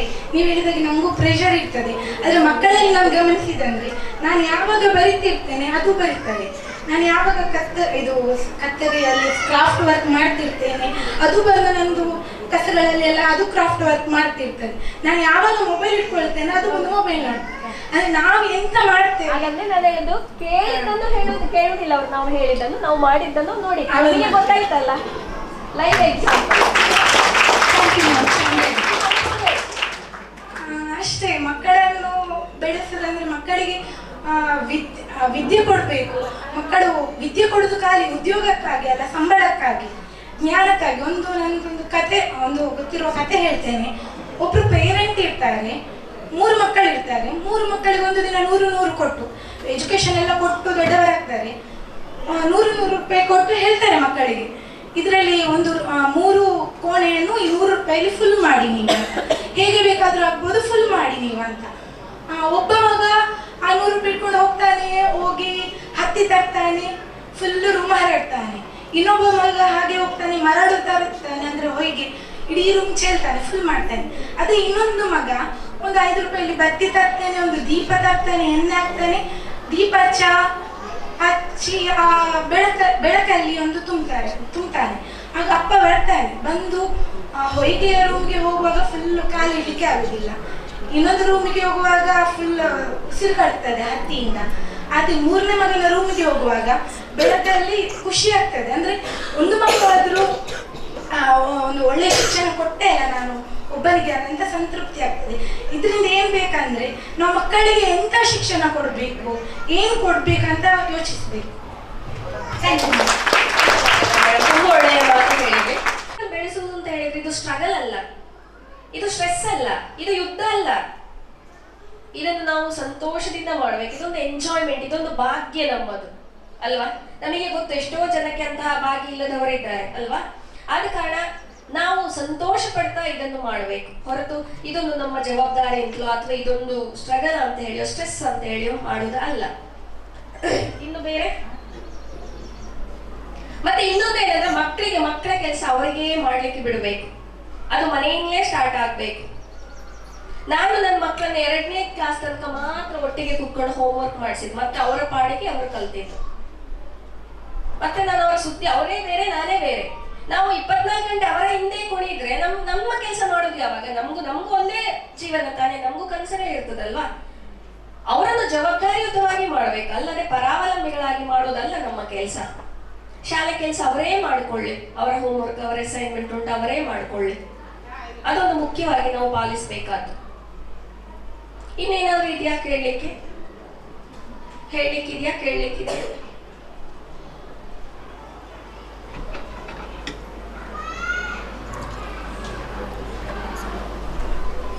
ನನ್ನ ಫ್ರೆಂಡ್ ಒಬ್ರು ಇದ್ದಾರೆ, ಕ್ಲಾಸ್ಮೇಟ್, ತೇಜಾವತಿ ಅಲ್ಲ.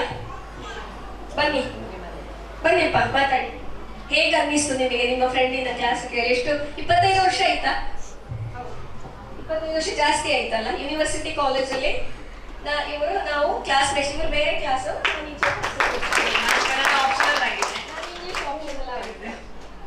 ಅದೇ ನಂಗೆ ಮೊನ್ನೆ ಇಲ್ಲಿ ಇನ್ವಿಟೇಷನ್ ಬಂದು ನೋಡುವಾಗ ನಿಮ್ಮ ಹೆಸರು ಕಂಡಿದ್ದು ನಂಗೆ ತುಂಬಾ ಖುಷಿ ಆಯ್ತು. ಪರಿತ ಬರ್ತಾ ಇದ್ದಾರೆ ನಮ್ಮ ಶಾಲೆಗೆ ಅಂತ. ನನಗೆ ಇಲ್ಲೇ ಗೊತ್ತಾಗ್ತಾಯ್ತು, ಅವರ ಮಕ್ಕಳಿಗೆ ಇದು ಮಾಡುವಾಗಲೇ ಹೇಳುವಾಗಲೇ ಗೊತ್ತಾಗ್ತದೆ ನನಗೆ. ಹೇಳಿ ಅವರು ಮಕ್ಕಳ ಸಮಗ್ರ ಬೆಳವಣಿಗೆಯ ಬಗ್ಗೆ ತುಂಬಾ ಚಂದ ಮಾತಾಡಿದ್ದಾರೆ. ಎಲ್ಲರೂ ಅದನ್ನು ಅನುಸರಿಸಿ ಪಾಲಿಸಿ ಮಕ್ಕಳನ್ನು ಹಾಗೆ ಏನೋ ಎಲ್ಲ ರೀತಿಯಲ್ಲಿ ಎಲ್ಲ ಅವರು ಹಂಚಿಕೊಂಡ್ರಲ್ಲ, ಯಾವ ರೀತಿ ಬೆಳೆಸಬೇಕು, ಯಾವ ರೀತಿ ಅವರಿಗೆ ಹೋಮ್ವರ್ಕ್ ಕೊಡ್ಬೇಕು, ಯಾವ ರೀತಿ ಅವರನ್ನು ಮನೆಯಲ್ಲಿ ನೋಡಿಕೊಳ್ಬೇಕು, ಎಲ್ಲರ ಬಗ್ಗೆ ಮಾತಾಡಿದ್ದಾರೆ. ಅದೇ ಎಲ್ಲರೂ ಪಾಲಿಸಿ ಅಂತ ನಾನು ಸಹ ಹೇಳಲಿಕ್ಕೆ ಬಯಸ್ತೇನೆ. ಇನ್ ಯಾರಿಗಾದ್ರೂ ಏನಾದ್ರೂ ಹೇಳಲಿಕ್ಕಿದೆಯಾ? ಮುಗಿಸೋಣ ಮೇಡಮ್. ಸರಿ, ಇಷ್ಟು ಹೊತ್ತು ನಂಗೆ ಗೊತ್ತಿಲ್ಲ ಇದರಿಂದ ನಿಮ್ಗೆ ಎಷ್ಟು ಪ್ರಯೋಜನ ಆಯ್ತು, ಬೋರ್ ಆಯ್ತಾ, ನನಗೆ ಒಂದು ಗೊತ್ತಿಲ್ಲ. ನೀವು ಹೇಳ್ತಾನೂ ಇಲ್ಲ, ಇವರೊಬ್ರು ಹೇಳಿದ್ರು ಅವರೊಬ್ರು ಹೇಳಿದ್ರು. ಸತ್ಯ ಅಂತ ನಂಬ್ತೇನೆ ನಾನು. ನಂಬೇಕಾ ಸತ್ಯ ಅಂತ? ಸರಿ, ಇಷ್ಟು ಹೊತ್ತು ನನ್ನನ್ನು ತಾಳ್ಮೆಯಿಂದ ನಮ್ಮ ಅಪ್ಪನವರಿದ್ದಾರೆ ತುಂಬಾ ಜನ, ಯಾರು ಮಾತಾಡ್ತಾನೆ ಇಲ್ಲ. ಯಾರಿಗಾರು ಒಬ್ಬರಿಗೆ ಹೇಳ್ಬೋದಾ? ಯಾಕೆ ನನಗೆ ಗೊತ್ತು ನಿಮಗೆ ಏನೋ ವಿಭಿನ್ನವಾದ ಹೇಳಲಿಕ್ಕಿದೆ ಅಲ್ವಾ? ಸರಿ ಬಿಡಿ, ನಾನು ನನ್ನ ಮಕ್ಕಳ ಶಾಲೆಗೆ ಹೋಗಿ ಇಂಥ ಅವಕಾಶ ಸಿಕ್ಕಿದ್ರೆ ಬೇಗ ಹೋಗಿ ನಾನು ಹೇಳ್ತೇನೆ, ಮಾತಾಡ್ತೇನೆ. ನಮಗೆ ಸಿಕ್ಕಿದ ಅವಕಾಶ ಇದು, ಬಿಡಬಾರದು. ನನಗೆ ಗೊತ್ತು ನಿಮಗೆ ನಾನು ಹೇಳಿದ್ದಕ್ಕಿಂತ 2 ಪಟ್ಟು ನಿಮ್ಮಲ್ಲಿದೆ ವಿಷಯಗಳು ಹೇಳಲಿಕ್ಕೆ ಅಲ್ವಾ?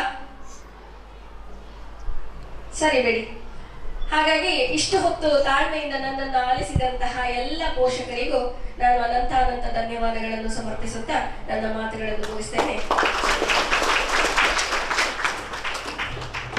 ಪೋಷಕರ ಪಾತ್ರವೇನು ಎಂಬುದರ ಕುರಿತು ತಮ್ಮ ಅಮೂಲ್ಯವಾದ ವಿಚಾರಧಾರೆಯನ್ನು ನಮ್ಮೊಂದಿಗೆ ಹಂಚಿಕೊಂಡ ತಮಗೆ ತುಂಬು ಹೃದಯದ ಧನ್ಯವಾದಗಳು.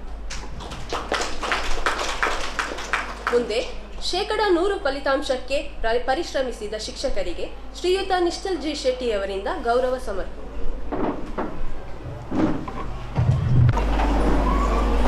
ಮೊದಲಾಗಿ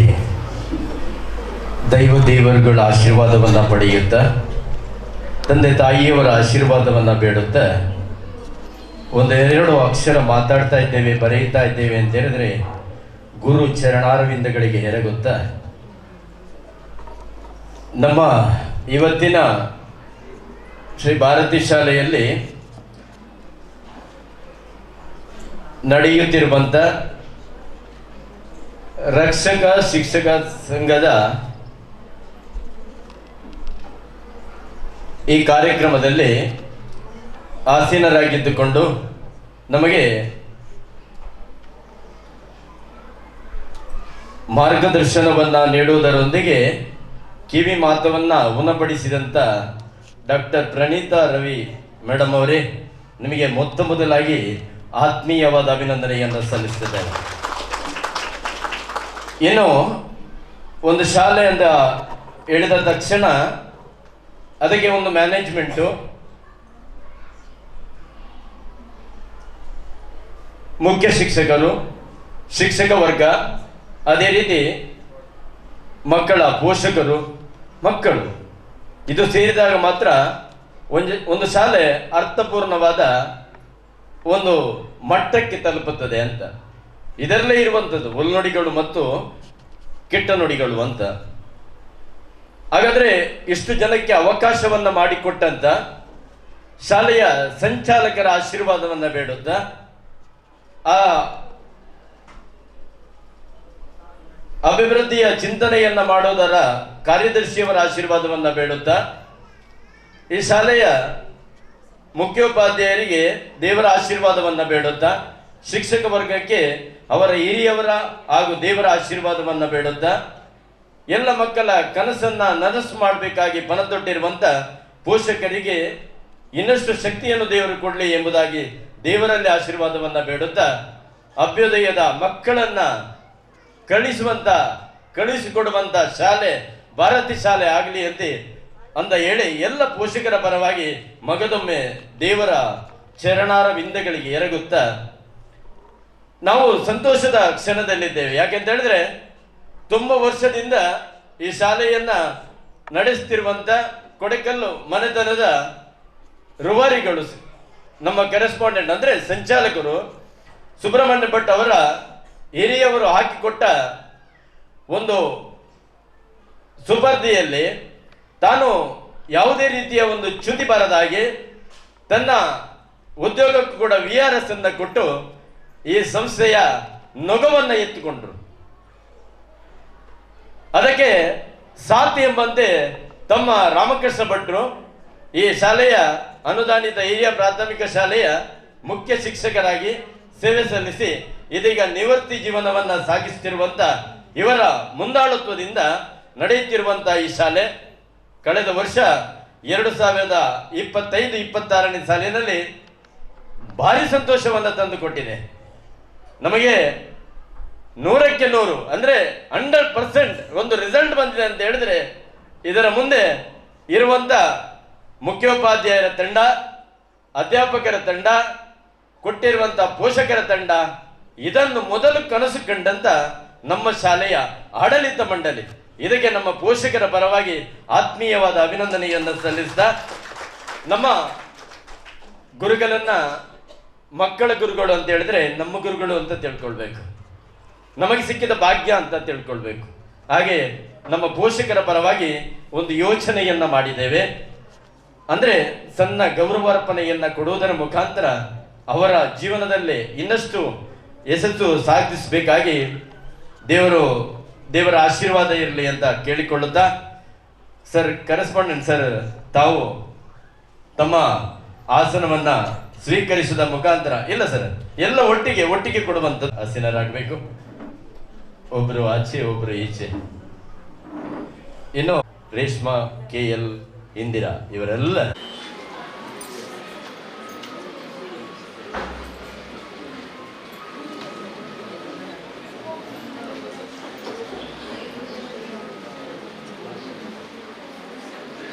ಅಂದ್ರೆ ನಮಗೆ ಕಾಣದ ರೀತಿಯಲ್ಲಿ ಟೀಚರ್ಸ್ ಮಾಡಿದ ಕ್ಷಮೆ ಇರಲಿ ಅಂತ ಯಾಚಿಸುತ್ತಾ ಮುಂದುವರಿಸ್ತಾ ಇದ್ದೇನೆ. ಅನೇಕ ಕನಸನ್ನ ಕಂಡಂತ ಸರ್ ನಾವು ಏನು ಮಾಡಿದ್ರು ಕಡಿಮೆನೆ. ಯಾಕೆಂತ ಹೇಳಿದ್ರೆ ತಾವು ನಿಮ್ಮ ಮಾತನ್ನು ಇರೋದು ಒಂದೇ, ಭಾರತಿ ಶಾಲೆಯ ನೆಲದಲ್ಲಿ ಭಾರತ ಮಾತೆಯನ್ನ ಬೆಳೆಸಬೇಕು ಅಂತ. ಈ ವಿದ್ಯಾರ್ಥಿಗಳನ್ನ ಬೆಳೆಸಿ ನಮ್ಮ ಭಾರತ ದೇಶಕ್ಕೆ ಇನ್ನಷ್ಟು ವಿದ್ಯಾರ್ಥಿಗಳನ್ನ ಕೊಡುವಂತ ಯೋಗ ದೇವರು ಕಲ್ಪಿಸಲಿ ಅಂತ ನಿಮ್ಮಲ್ಲಿ ಬೇಡಿಕೊಳ್ಳುತ್ತಾ, ನಿಮಗೂ ಕೂಡ ಆತ್ಮೀಯವಾದ ಅಭಿನಂದನೆ ಸರ್.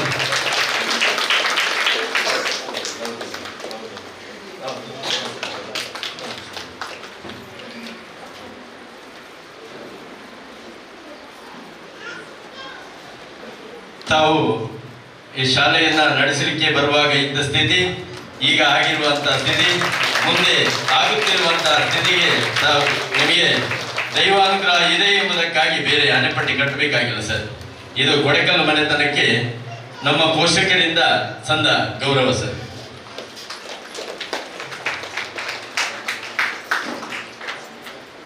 ಸೆಕ್ರೆಟರಿ ಅವರು ರಾಮಕೃಷ್ಣ ಭಟ್ ಸರ್, ತಾವು ತಮ್ಮ ಬಗ್ಗೆ ನಾನು ಹೇಳುವಾಗಿಲ್ಲ. ಯಾಕೆಂತ ಹೇಳಿದ್ರೆ ನಮ್ಮ ಅಮೃತ ಮಹೋತ್ಸವದಿಂದ ನನ್ನ ಪರಿಚಯ ಅಲ್ಲಿಂದ ಆರಂಭ ಆಗಿದ್ರೆ, ಇದೀಗ ತಾವು ನಿವೃತ್ತ ಜೀವನದಲ್ಲಿ ಕೂಡ ಅಮೋಘವಾದ ಮಾರ್ಗದರ್ಶನ ನೀಡುವಂತವರಾಗಿ ನಿಮಗೆ ದೇವರು ಆರೋಗ್ಯವನ್ನು ಕರುಣಿಸಲಿ ಅಂತ ಕೇಳಿಕೊಳ್ಳುತ್ತಾ, ಸರ್ ತಮಗಿದು ಪೋಷಕರಿಂದ ಕಿರು ಕಾಣಿಕೆ. ಶಿಕ್ಷಕರಾಗಿ ಇರುವಂತ ಶ್ವೇತಾ ಬಳ್ಳಾರ್ ಮತ್ತೆ ಶಕುಂತಲಾ ಮೇಡಮ್, ತಾವು ಶಾಲೆಯಲ್ಲಿ ಇಟ್ಟಿರುವಂತಹ ಪ್ರೀತಿ ಅಮೋಘವಾದ್ದು.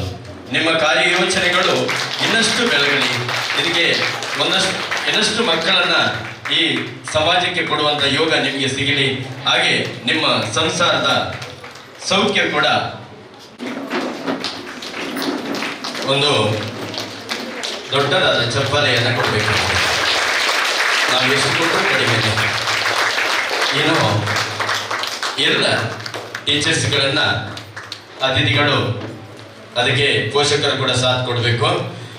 ಎಲ್ಲವನ್ನ Mahalakshmi ma'am, Poojashree ma'am, Jayashree ma'am, Rakshitha ma'am, Prabhavathi ma'am, Nishmitha ma'am, Reshma ma'am, Parameshwari ma'am, Anusha ma'am, MV, Kavanashree ma'am, Reshma ma'am, Indira ma'am,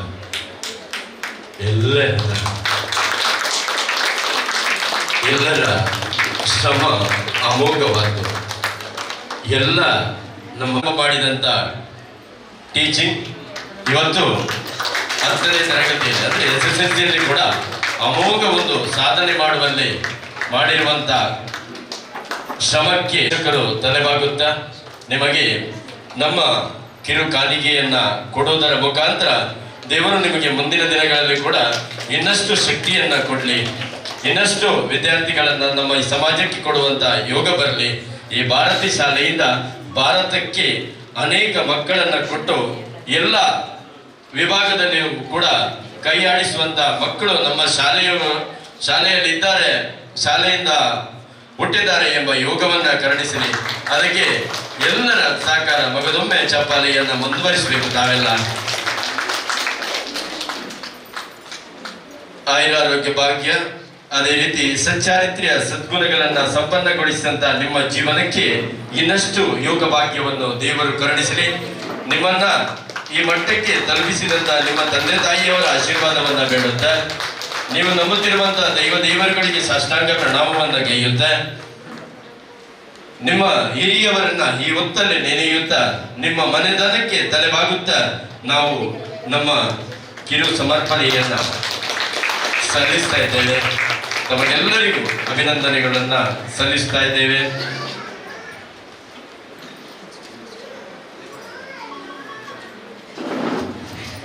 ಚಪ್ಪಾಲೆ ಮುಂದುವರಿಸಬೇಕು. ಯಾಕಂತೇಳಿದ್ರೆ ನಾವು ಅವ್ರು ಮಾಡಿರುವಂತ ಶ್ರಮ, ಅವರು ತೊಟ್ಟಿರುವಂತ ನೀತಿ ನಿಯತ್ತು ಸಂಸ್ಕೃತಿ ಅನೇಕ ಯೋಚನೆಗಳನ್ನ ಮಾಡಿ ನಮ್ಮ ಮಕ್ಕಳನ್ನ ಸಮಾಜಕ್ಕೆ ಕೊಡುವುದಕ್ಕೆ ಮುಂದಾಗಿದ್ದಾರೆ. ತಾವು ನಮ್ಮನ್ನೇ ವಾದಿಕಾರಸ್ತೆ ಮಾವಲಿ ಸುಖದಾಚನ ಅಂತ ಅಂದ್ರೆ ಯಾವುದೇ ಒಂದು ಫಲಾಪೇಕ್ಷೆ ಇಲ್ಲದೆ ನಮ್ಮ ಸಂಸ್ಥೆಯಲ್ಲಿ ದುಡಿಯುತ್ತಾ ಇದ್ದಾರೆ. ಆದರೆ ಇನ್ನು ಮುಂದಿನ ದಿನಗಳಲ್ಲಿ ನಮ್ಮ ಶಾಲೆಯನ್ನ ರಾಜ್ಯ ಮಟ್ಟಕ್ಕೆ ದೇಶದ ಮಟ್ಟಕ್ಕೆ ಒಯ್ಯುವಂತ ಯೋಗವನ್ನ ಅವರಿಗೆ ಕರುಣಿಸಲಿ. ಮುಂದಿನ ಜೀವನದಲ್ಲಿ ಅವರ ಅನೇಕ ಆಶೋತ್ತರಗಳು ನೆರವೇರಲಿ ಎಂಬುದಾಗಿ ನಮ್ಮ ಪೋಷಕರ ಪರವಾಗಿ ಮಕ್ಕಳ ಪರವಾಗಿ ಬೇಡಿಕೊಳ್ತಾ ಇದ್ದೇನೆ. ಎಲ್ಲರಿಗೂ ನಾವು ಗೌರವಾರ್ಪಣೆ ಅಂತ ಮಾಡುವಂತ ಸಂದರ್ಭದಲ್ಲಿ ತಮ್ಮ ಪ್ರೀತಿಪೂರ್ವಕ ಚಪ್ಪಾಲೆಯೇ ಅವರಿಗೆ ಮುಂದಿನ ಜೀವನಕ್ಕೂ ಸೋಪಾನವಾಗ್ತದೆ.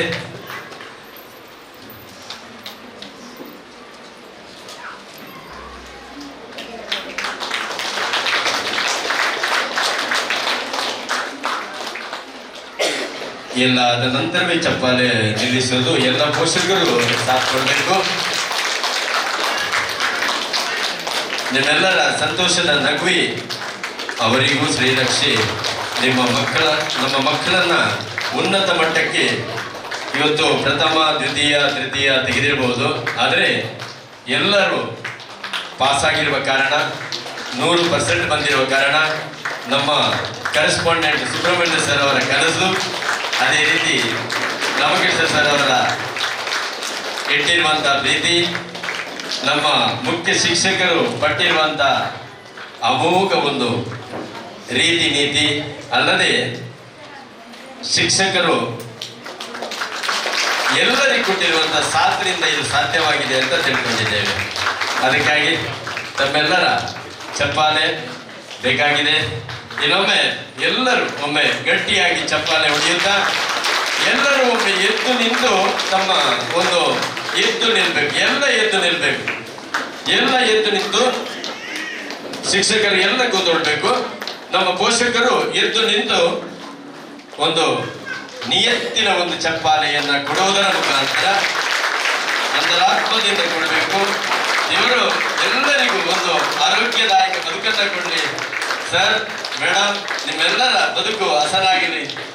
ಸಂತೋಷದಾಯಕವಾದ ಕಿರು ಕಾಣಿಕೆಯನ್ನು ಪಡೆಯುವುದರೊಂದಿಗೆ ನಮಗೆ ಕೊಟ್ಟ ಅವಕಾಶಕ್ಕೆ ವಂದಿಸುತ್ತಾ, ಮೇಡಮ್ ತಾವು ನಡೆಸಿಕೊಟ್ಟದ್ದಕ್ಕಾಗಿ ಮಗದೊಮ್ಮೆ ನಮ್ಮ ಪೋಷಕರ ಪರವಾಗಿ ಆತ್ಮೀಯವಾದ ಅಭಿನಂದನೆಯನ್ನು ಸಲ್ಲಿಸ್ತಾ, ಅವಕಾಶಕ್ಕಾಗಿ ವಂದಿಸುತ್ತಾ, ತಮಗೂ ಕೂಡ ಒಂದು ಆರೋಗ್ಯದಾಯಕ ಬದುಕು ದೇವರು ಕಲ್ಪಿಸಲಿ, ನಿಮ್ಮ ಆಶೋತ್ತರಗಳು ಈಡೇರಲಿ, ಇಂಥದ್ದೇ ಒಂದು ಅವಕಾಶವನ್ನು ಕೊಡುವ ಅವಕಾಶ ನಿಮಗೆ ಸಿಗಲಿ ಅಂತ ಕೇಳುತ್ತಾ, ಸರ್ ಪಡ್ಕೊಂಡ ಎಲ್ಲರಿಗೂ ಆತ್ಮೀಯವಾದ ಅಭಿನಂದನೆಗಳು.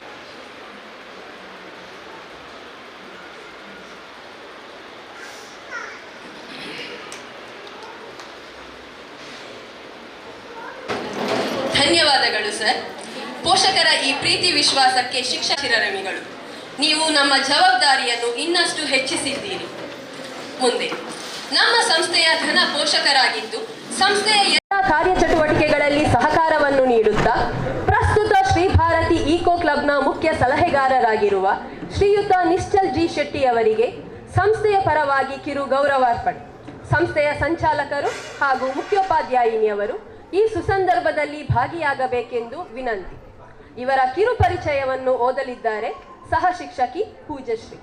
ದಿವಂಗತ ಗೋಪಾಲ ಶೆಟ್ಟಿ ಮತ್ತು ಮೀನಾರು ಶ್ರೀಮತಿ ಲಕ್ಷ್ಮೀ ಜಿ ಶೆಟ್ಟಿ ದಂಪತಿಗಳ ಪುತ್ರರಾಗಿ 1972 ಜೂನ್ 24ರಂದು ಜನಿಸಿ ಬಳಿಕ ವಿವಿಧ ಸ್ಥಳದಲ್ಲಿ ಶಿಕ್ಷಣ ಪಡೆದು ಕಂಪ್ಯೂಟರ್ ಸೈನ್ಸ್ ಡಿಪ್ಲೊಮೊ ಪೂರ್ಣಗೊಳಿಸಿರುತ್ತಾರೆ.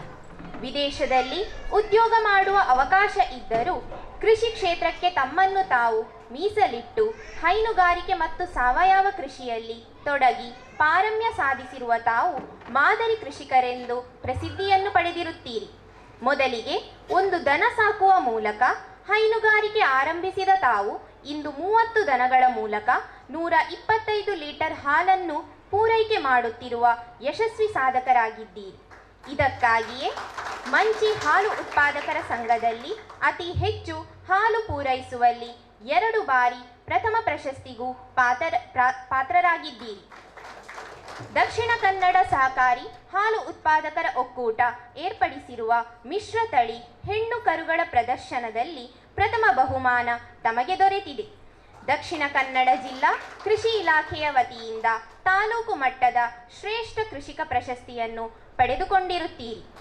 2015ನೇ ಸಾಲಿನ ದಕ್ಷಿಣ ಕನ್ನಡ ಹಾಲು ಉತ್ಪಾದಕರ ಒಕ್ಕೂಟದ ವತಿಯಿಂದ ಹಸಿರು ಮೇವು ಅಭಿವೃದ್ಧಿಪಡಿಸಿದ ಸಾಧನೆಗಾಗಿ ಉತ್ತಮ ಹೈನುಗಾರ ಪ್ರಶಸ್ತಿ, ವಿಜಯ ಕರ್ನಾಟಕ ಪತ್ರಿಕೆಯವರು ನೀಡಿದ ಜಿಲ್ಲಾ ಮಟ್ಟದ ಸಾಧಕ ರೈತ ಪ್ರಶಸ್ತಿ, ಕರ್ನಾಟಕ ರಾಜ್ಯ ಬರಹಗಾರರ ಸಂಘದಿಂದ ಅನ್ನದಾತ ಪ್ರಶಸ್ತಿ ಹೀಗೆ ಹಲವು ಸಂಘ ಸಂಸ್ಥೆಗಳಿಂದ ಸನ್ಮಾನಿತರಾಗಿದ್ದೀರಿ. ಆಕಾಶವಾಣಿ ಸೇರಿದಂತೆ ಹಲವು ಕಡೆ ಕೃಷಿ ಕಾರ್ಯಕ್ರಮಗಳಲ್ಲಿ ಸಂಪನ್ಮೂಲ ವ್ಯಕ್ತಿಯಾಗಿ ಮಾಹಿತಿ ಹಂಚಿಕೊಂಡಿರುತ್ತೀರಿ. ಉತ್ತಮ ಸಮಾಜ ಸೇವಕರಾದ ತಾವು ಸುಮಾರು 220 ಅಡಿಕೆ ಗಿಡಗಳನ್ನು ಸರಕಾರಿ ಪ್ರೌಢಶಾಲೆ ಮಂಚಿ ಹೊರನಾಡು ಇಲ್ಲಿಗೆ ಉಚಿತವಾಗಿ ನೀಡಿ ಪ್ರಾಕೃತಿಕ ಸಹಜ ಸಾವಯವ ಮಾರ್ಗದರ್ಶನ ನೀಡಿರುತ್ತೀರಿ. ಹೈನುಗಾರಿಕೆ ಮತ್ತು ಸಾವಯವ ಕೃಷಿಯೇ ಉಸಿರು ಎಂದು ತಾಯಿ, ಪತ್ನಿ, ಮಕ್ಕಳು, ಸಹೋದರ ಹಾಗೂ ನಾದಿನಿಯರ ಪ್ರೋತ್ಸಾಹದೊಂದಿಗೆ ನಿತ್ಯ ನಿರಂತರ ಕೃಷಿ ಸೇವೆಯನ್ನು ಮಾಡುತ್ತಿದ್ದಾರೆ. ನಮ್ಮ ಭಾರತೀ ಶಾಲೆಯ ಅಂಗಳದಲ್ಲಿಯೂ ಒಂದು ಅಡಿಕೆ ತೋಟವನ್ನು ನಿರ್ಮಿಸುವಲ್ಲಿ ಇವರ ಶ್ರಮ ಅಪಾರ. ಶಿಕ್ಷಣ ಕ್ಷೇತ್ರಕ್ಕೆ ಸಂಬಂಧಿಸಿದಂತೆ ಇವರು ವಿದ್ಯಾಭಿಮಾನಿಯೂ ಹೌದು. ಇವರ ಪುತ್ರ ಯಶ್ದೀಪ್ ಎನ್ ಶೆಟ್ಟಿ ಅವರು 3ನೇ ತರಗತಿಗೆ ನಮ್ಮ ಸಂಸ್ಥೆಗೆ ದಾಖಲಾಗಿ ಇದೀಗ ನವೋದಯ ವಿದ್ಯಾಲಯದಲ್ಲಿ ದಾಖಲಾಗಿರುವುದು ನಮ್ಮೆಲ್ಲರಿಗೂ ಹೆಮ್ಮೆಯ ವಿಷಯ. ಈ ನಿಟ್ಟಿನಲ್ಲಿ ಶ್ರೀಯುತರು ನಮ್ಮ ರಕ್ಷಕ ಶಿಕ್ಷಕ ಸಂಘದ ಅಧ್ಯಕ್ಷರಾಗಿಯೂ ಕಾರ್ಯನಿರ್ವಹಿಸಿರುತ್ತಾರೆ. ಪ್ರಸ್ತುತ ಶ್ರೀ ಭಾರತಿ ಇಕೋ ಕ್ಲಬ್ನ ಗೌರವ ಸಲಹೆಗಾರರಾಗಿ ಕಾರ್ಯನಿರ್ವಹಿಸುತ್ತಿದ್ದಾರೆ. ಅಲ್ಲದೆ ಮಂಚಿ ಹಾಲು ಉತ್ಪಾದಕರ ಸಂಘದ ಅಧ್ಯಕ್ಷರಾಗಿಯೂ ಮಂಚಿ ಪ್ರಾಥಮಿಕ ಕೃಷಿ ಪತ್ತಿನ ಸಹಕಾರಿ ಸಂಘದ ಉಪಾಧ್ಯಕ್ಷರಾಗಿಯೂ ಕಾರ್ಯನಿರ್ವಹಿಸಿರುತ್ತಾರೆ.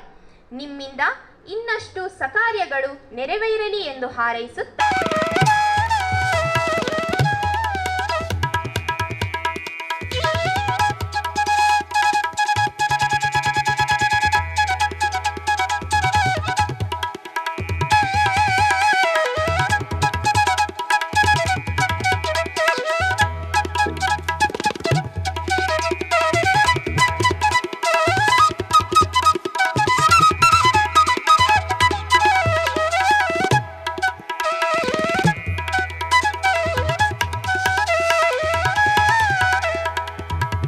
ಹಾಂ, ಈಗಾಗಲೇ ಬಹುಶಃ ಭಾರತೀಯ ಶಾಲೆಯ ಇತಿಹಾಸದಲ್ಲಿ ನಮ್ಮ ರಕ್ಷಕ ಶಿಕ್ಷಣ ಸಭೆ ಇಂಥ ಒಂದು ಮಟ್ಟಿನಲ್ಲಿ ನಡೆದಿದ್ದು ಅಂತ ಹೇಳಿದರೆ ನಾನು ನಿಮಗೆಲ್ಲರಿಗೂ ಕೂಡ ಪ್ರಥಮ ಬಾರಿ ಅಭಿನಂದನೆ ಸಲ್ಲಿಸ್ತಾ ಇದ್ದೇನೆ. ನಮ್ಮ ಶ್ವೇತಾ ಬಲ್ಲಾಳ್ ಅವರೇನು ಪರ್ಸನಲಿ ನಾನು ಭಾಳ ಧನ್ಯವಾದಗಳನ್ನು ಸಲ್ಲಿಸ್ತೇನೆ. ತುಂಬ ಅವರು ಶ್ರಮ ಪಡ್ತಾ ಇದ್ದಾರೆ ಈ ಶಾಲೆಯನ್ನು ಒಂದು ಉತ್ತಮವಾದ ತರಗತಿಗೆ ಕೊಂಡೋಗಬೇಕು ಅಂತೇಳಿ ಅವರ ಒಂದು ನಿರ್ಣಯವನ್ನು. ಅದೇ ರೀತಿ ಅವರು ಇವತ್ತು ನಮಗೆ ಒಬ್ಬರು ಹೊಸ ಪರಿಚಯ, ನಮಗೆ ಡಾಕ್ಟರ್ ಪರಿಣಿತಾ ರವಿ ಅವರು ತುಂಬ ಒಂದು ವಿದ್ಯಾಕ್ಷೇತ್ರದಲ್ಲಿ ತಮ್ಮ ಸಾಧನೆಯನ್ನು ಮಾಡಿದ್ರು. ಈಗಾಗಲೇ ನೀವು ಅವರ ಬಗ್ಗೆ ಮಾತನ್ನು ನೀವು ಕೇಳಿದ್ದೀರಿ. ಒಬ್ಬರು ತಂದೆ ಅಥವಾ ತಾಯಿಯಾಗಿ ಮಕ್ಕಳನ್ನು ಹೇಗೆ ಬೆಳೆಸಬೇಕು, ಸ್ವತಃ ಅವ್ರ ತಾಯಿಯಾಗಿ ಗೊತ್ತಿರೋದು ಮತ್ತು ಅವರು ಒಬ್ಬರು ಟೀಚರ್ ಆಗಿ ಕೂಡ ಇದನ್ನೆಲ್ಲ ಅನುಭವಿಸಿ ನಿಮಗೆ ಅದರ ಆ ಅನುಭವದ ಧಾರೆಯನ್ನು ನಿಮಗೆ ಹರಿಸಿದ್ದಾರೆ. ಅದನ್ನು ನೀವು ಸರಿಯಾಗಿ ಪಾಲನೆ ಮಾಡ್ತಾ ಬಂದರೆ ನಾವು ನಮ್ಮ ಮಕ್ಕಳನ್ನು ಉತ್ತಮವಾದ ಒಂದು ನಾಗರಿಕರನ್ನು ಮಾಡೋದಕ್ಕೆ ಯಾವುದೇ ಸಂಶಯ ಇಲ್ಲ. ಇನ್ನು ಈ ಶಾಲೆ ಮಕ್ಕಳ ಪೋಷಕರು ನಮಗೆ ಭಾಳ ಮುಖ್ಯ. ಯಾಕೆಂದರೆ ನೀವು ನಿಮ್ಮ ಮಕ್ಕಳನ್ನು ಉತ್ತಮವಾದ ಭವಿಷ್ಯವನ್ನು ನಿರ್ಮಾಣ ಮಾಡಬೇಕು ಅಂದರೆ ನಮ್ಮ ಭರವಸೆಯಲ್ಲಿ ನೀವು ನಿಮ್ಮ ಮಕ್ಕಳನ್ನು ಇಲ್ಲಿ ಬಿಟ್ಟು ಹೋಗಿದ್ದೀರಿ. ಆ ಒಂದು ಜವಾಬ್ದಾರಿ ನಮ್ಮೆಲ್ಲರಿಗಿದೆ, ನಮ್ಮ ಟೀಚರ್ಸಿಗಿದೆ, ನಮ್ಮ ಆಡಳಿತ ಮಂಡಳಿಗಿದೆ. ಅದರಿಂದೋಸ್ಕರ ಅದನ್ನು ಖಂಡಿತ ನಾವು ನೆರವೇರಿಸ್ತೇವೆ ಅಂತ ಹೇಳುವಂಥ ಒಂದು ಭರವಸೆನ ನಾನು ನಿಮಗೆ ನೀಡಲಿಕ್ಕೆ ಇಷ್ಟಪಡ್ತಾ ಇದ್ದೇನೆ. ಮತ್ತು ನನ್ನ ಬುಕ್ಕಲ್ಲಿ ನಾನು ಕೆಲವು ಪಾಯಿಂಟ್ಸ್ ಬರೆದಿದ್ದೀನಿ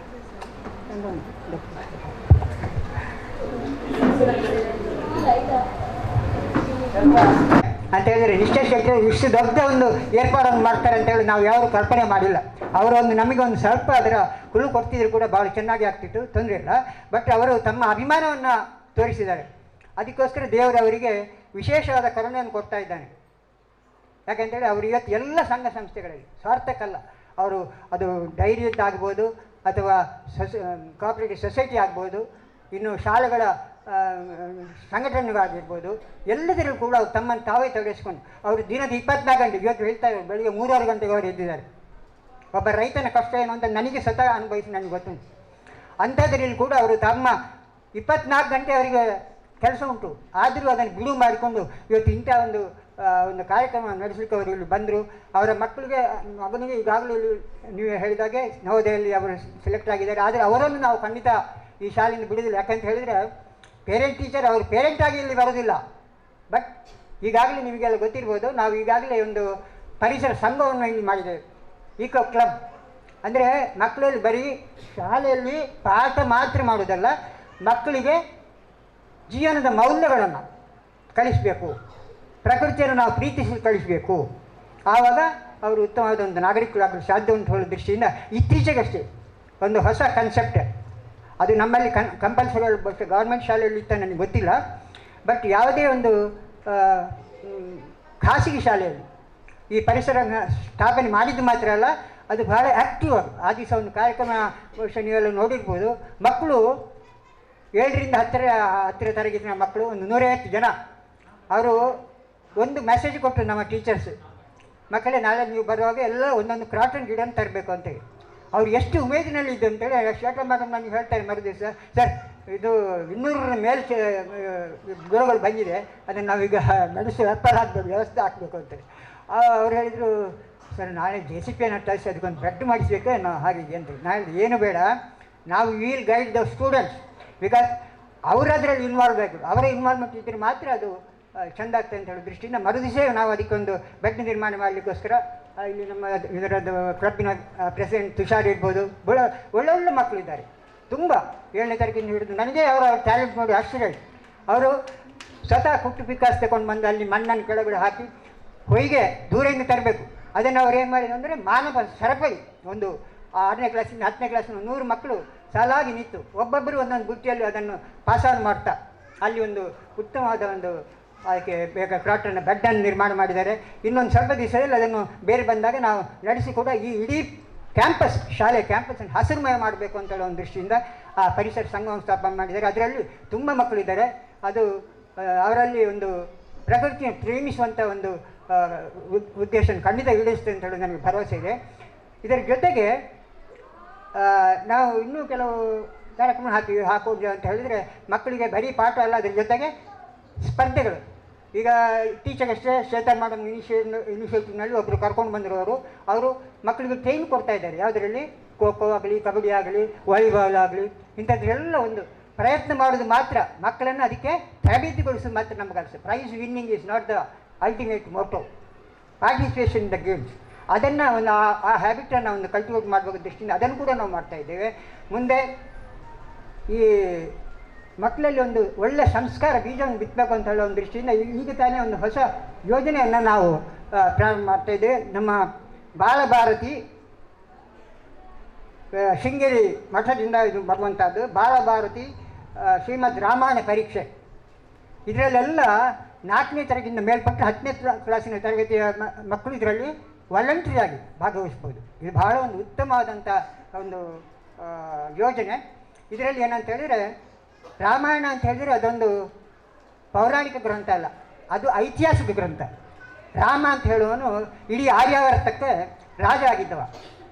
ಅವರು ಯಾಕೆ ದೇವರು ಅಂತ ಪೂಜೆ ಮಾಡ್ತಾರೆ ಕೆಲವರು?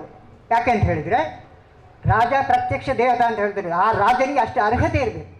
ಮಾನವನಲ್ಲಿ ಸಾತ್ವಿಕ, ರಾಜಸ, ತಾಮಸ 3 ಗುಣಗಳಿರ್ತವೆ.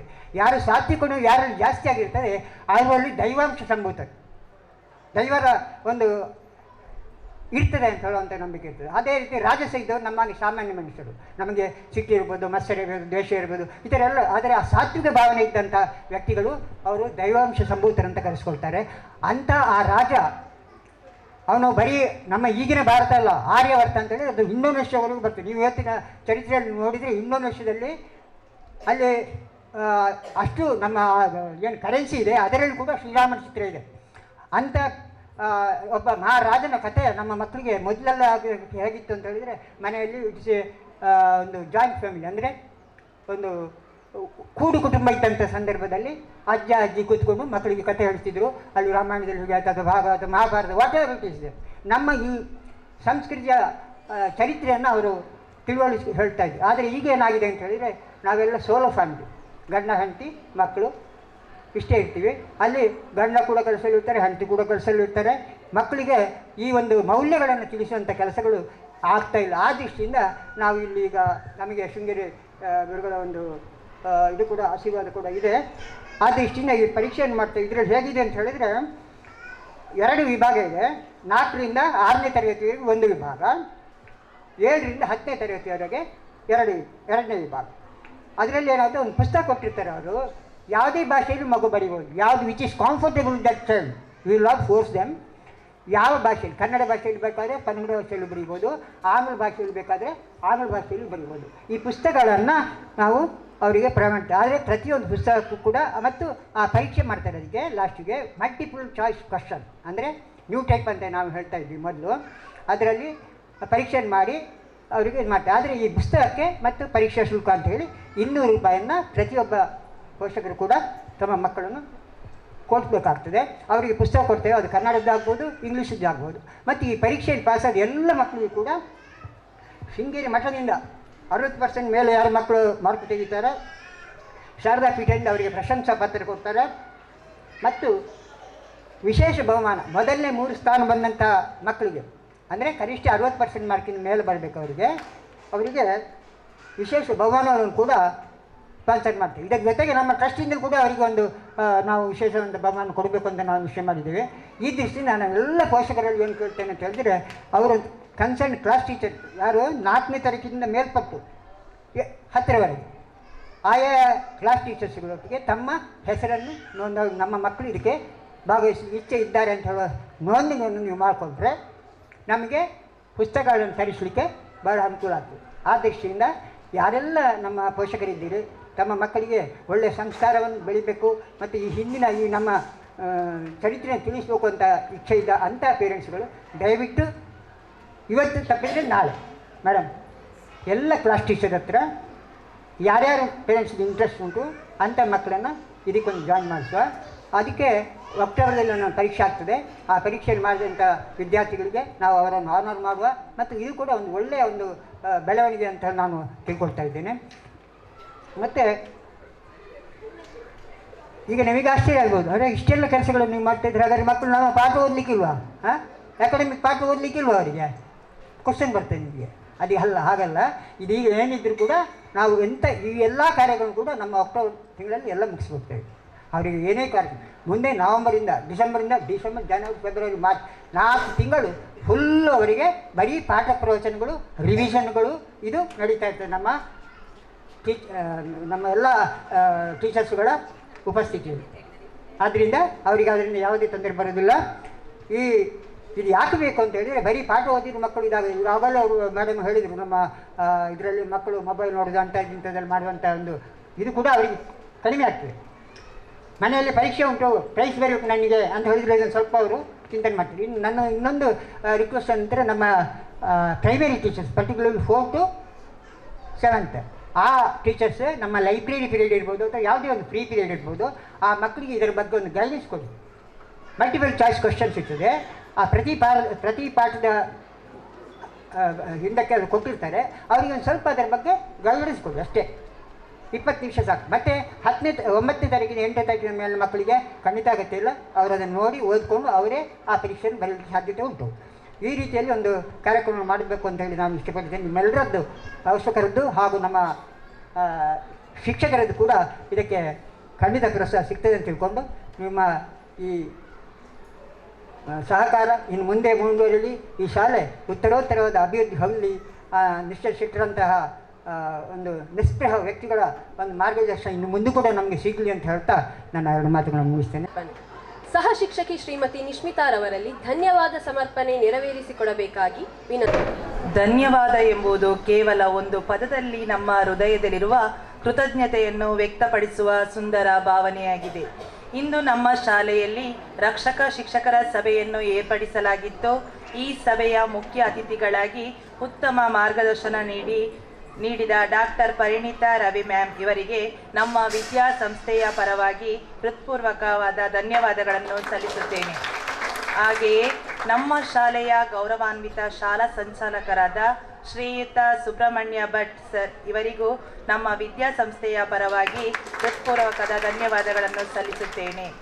ಹಾಗೆಯೇ ರಕ್ಷಕ ಶಿಕ್ಷಕ ಸಂಘದ ಅಧ್ಯಕ್ಷರಾದ ಶ್ರೀಯುತ ನಿಶ್ಚಲ್ ಜಿ ಶೆಟ್ಟಿ ಇವರಿಗೂ ಸಹ ನಮ್ಮ ವಿದ್ಯಾಸಂಸ್ಥೆಯ ಪರವಾಗಿ ಹೃತ್ಪೂರ್ವಕವಾದ ಧನ್ಯವಾದಗಳನ್ನು ಸಲ್ಲಿಸುತ್ತೇನೆ. ಹಾಗೆಯೇ ನಮ್ಮ ಸಂಸ್ಥೆಯ ನಿವೃತ್ತ ಮುಖ್ಯೋಪಾಧ್ಯಾಯರು ಶ್ರೀಯುತ ರಾಮಕೃಷ್ಣ ಭಟ್ ಸರ್ ಇವರಿಗೂ ಸಹ ನಿಮ್ಮೆಲ್ಲರ ಪರವಾಗಿ ಹೃತ್ಪೂರ್ವಕವಾದ ಧನ್ಯವಾದಗಳನ್ನು ಸಲ್ಲಿಸುತ್ತೇನೆ. ಹಾಗೆಯೇ ನಮ್ಮ ಪ್ರೌಢಶಾಲಾ ಮುಖ್ಯೋಪಾಧ್ಯಾಯಿನಿಯಾದಂಥ ಶ್ರೀಮತಿ ಶ್ವೇತಾ ಬಳ್ಳಾಲ್ ಮ್ಯಾಮ್ ಇವರಿಗೂ ಸಹ ನಿಮ್ಮೆಲ್ಲರ ಪರವಾಗಿ ಹೃತ್ಪೂರ್ವಕವಾದ ಧನ್ಯವಾದಗಳನ್ನು ಬಯಸುತ್ತೇನೆ.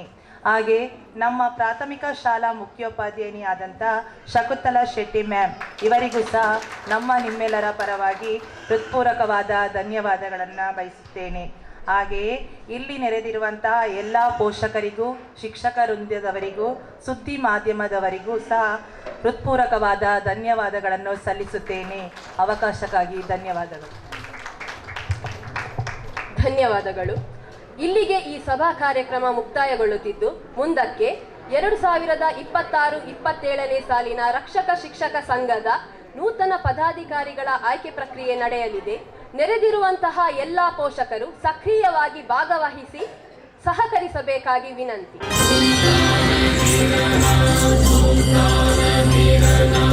ಅಬ್ಬಕ್ಕ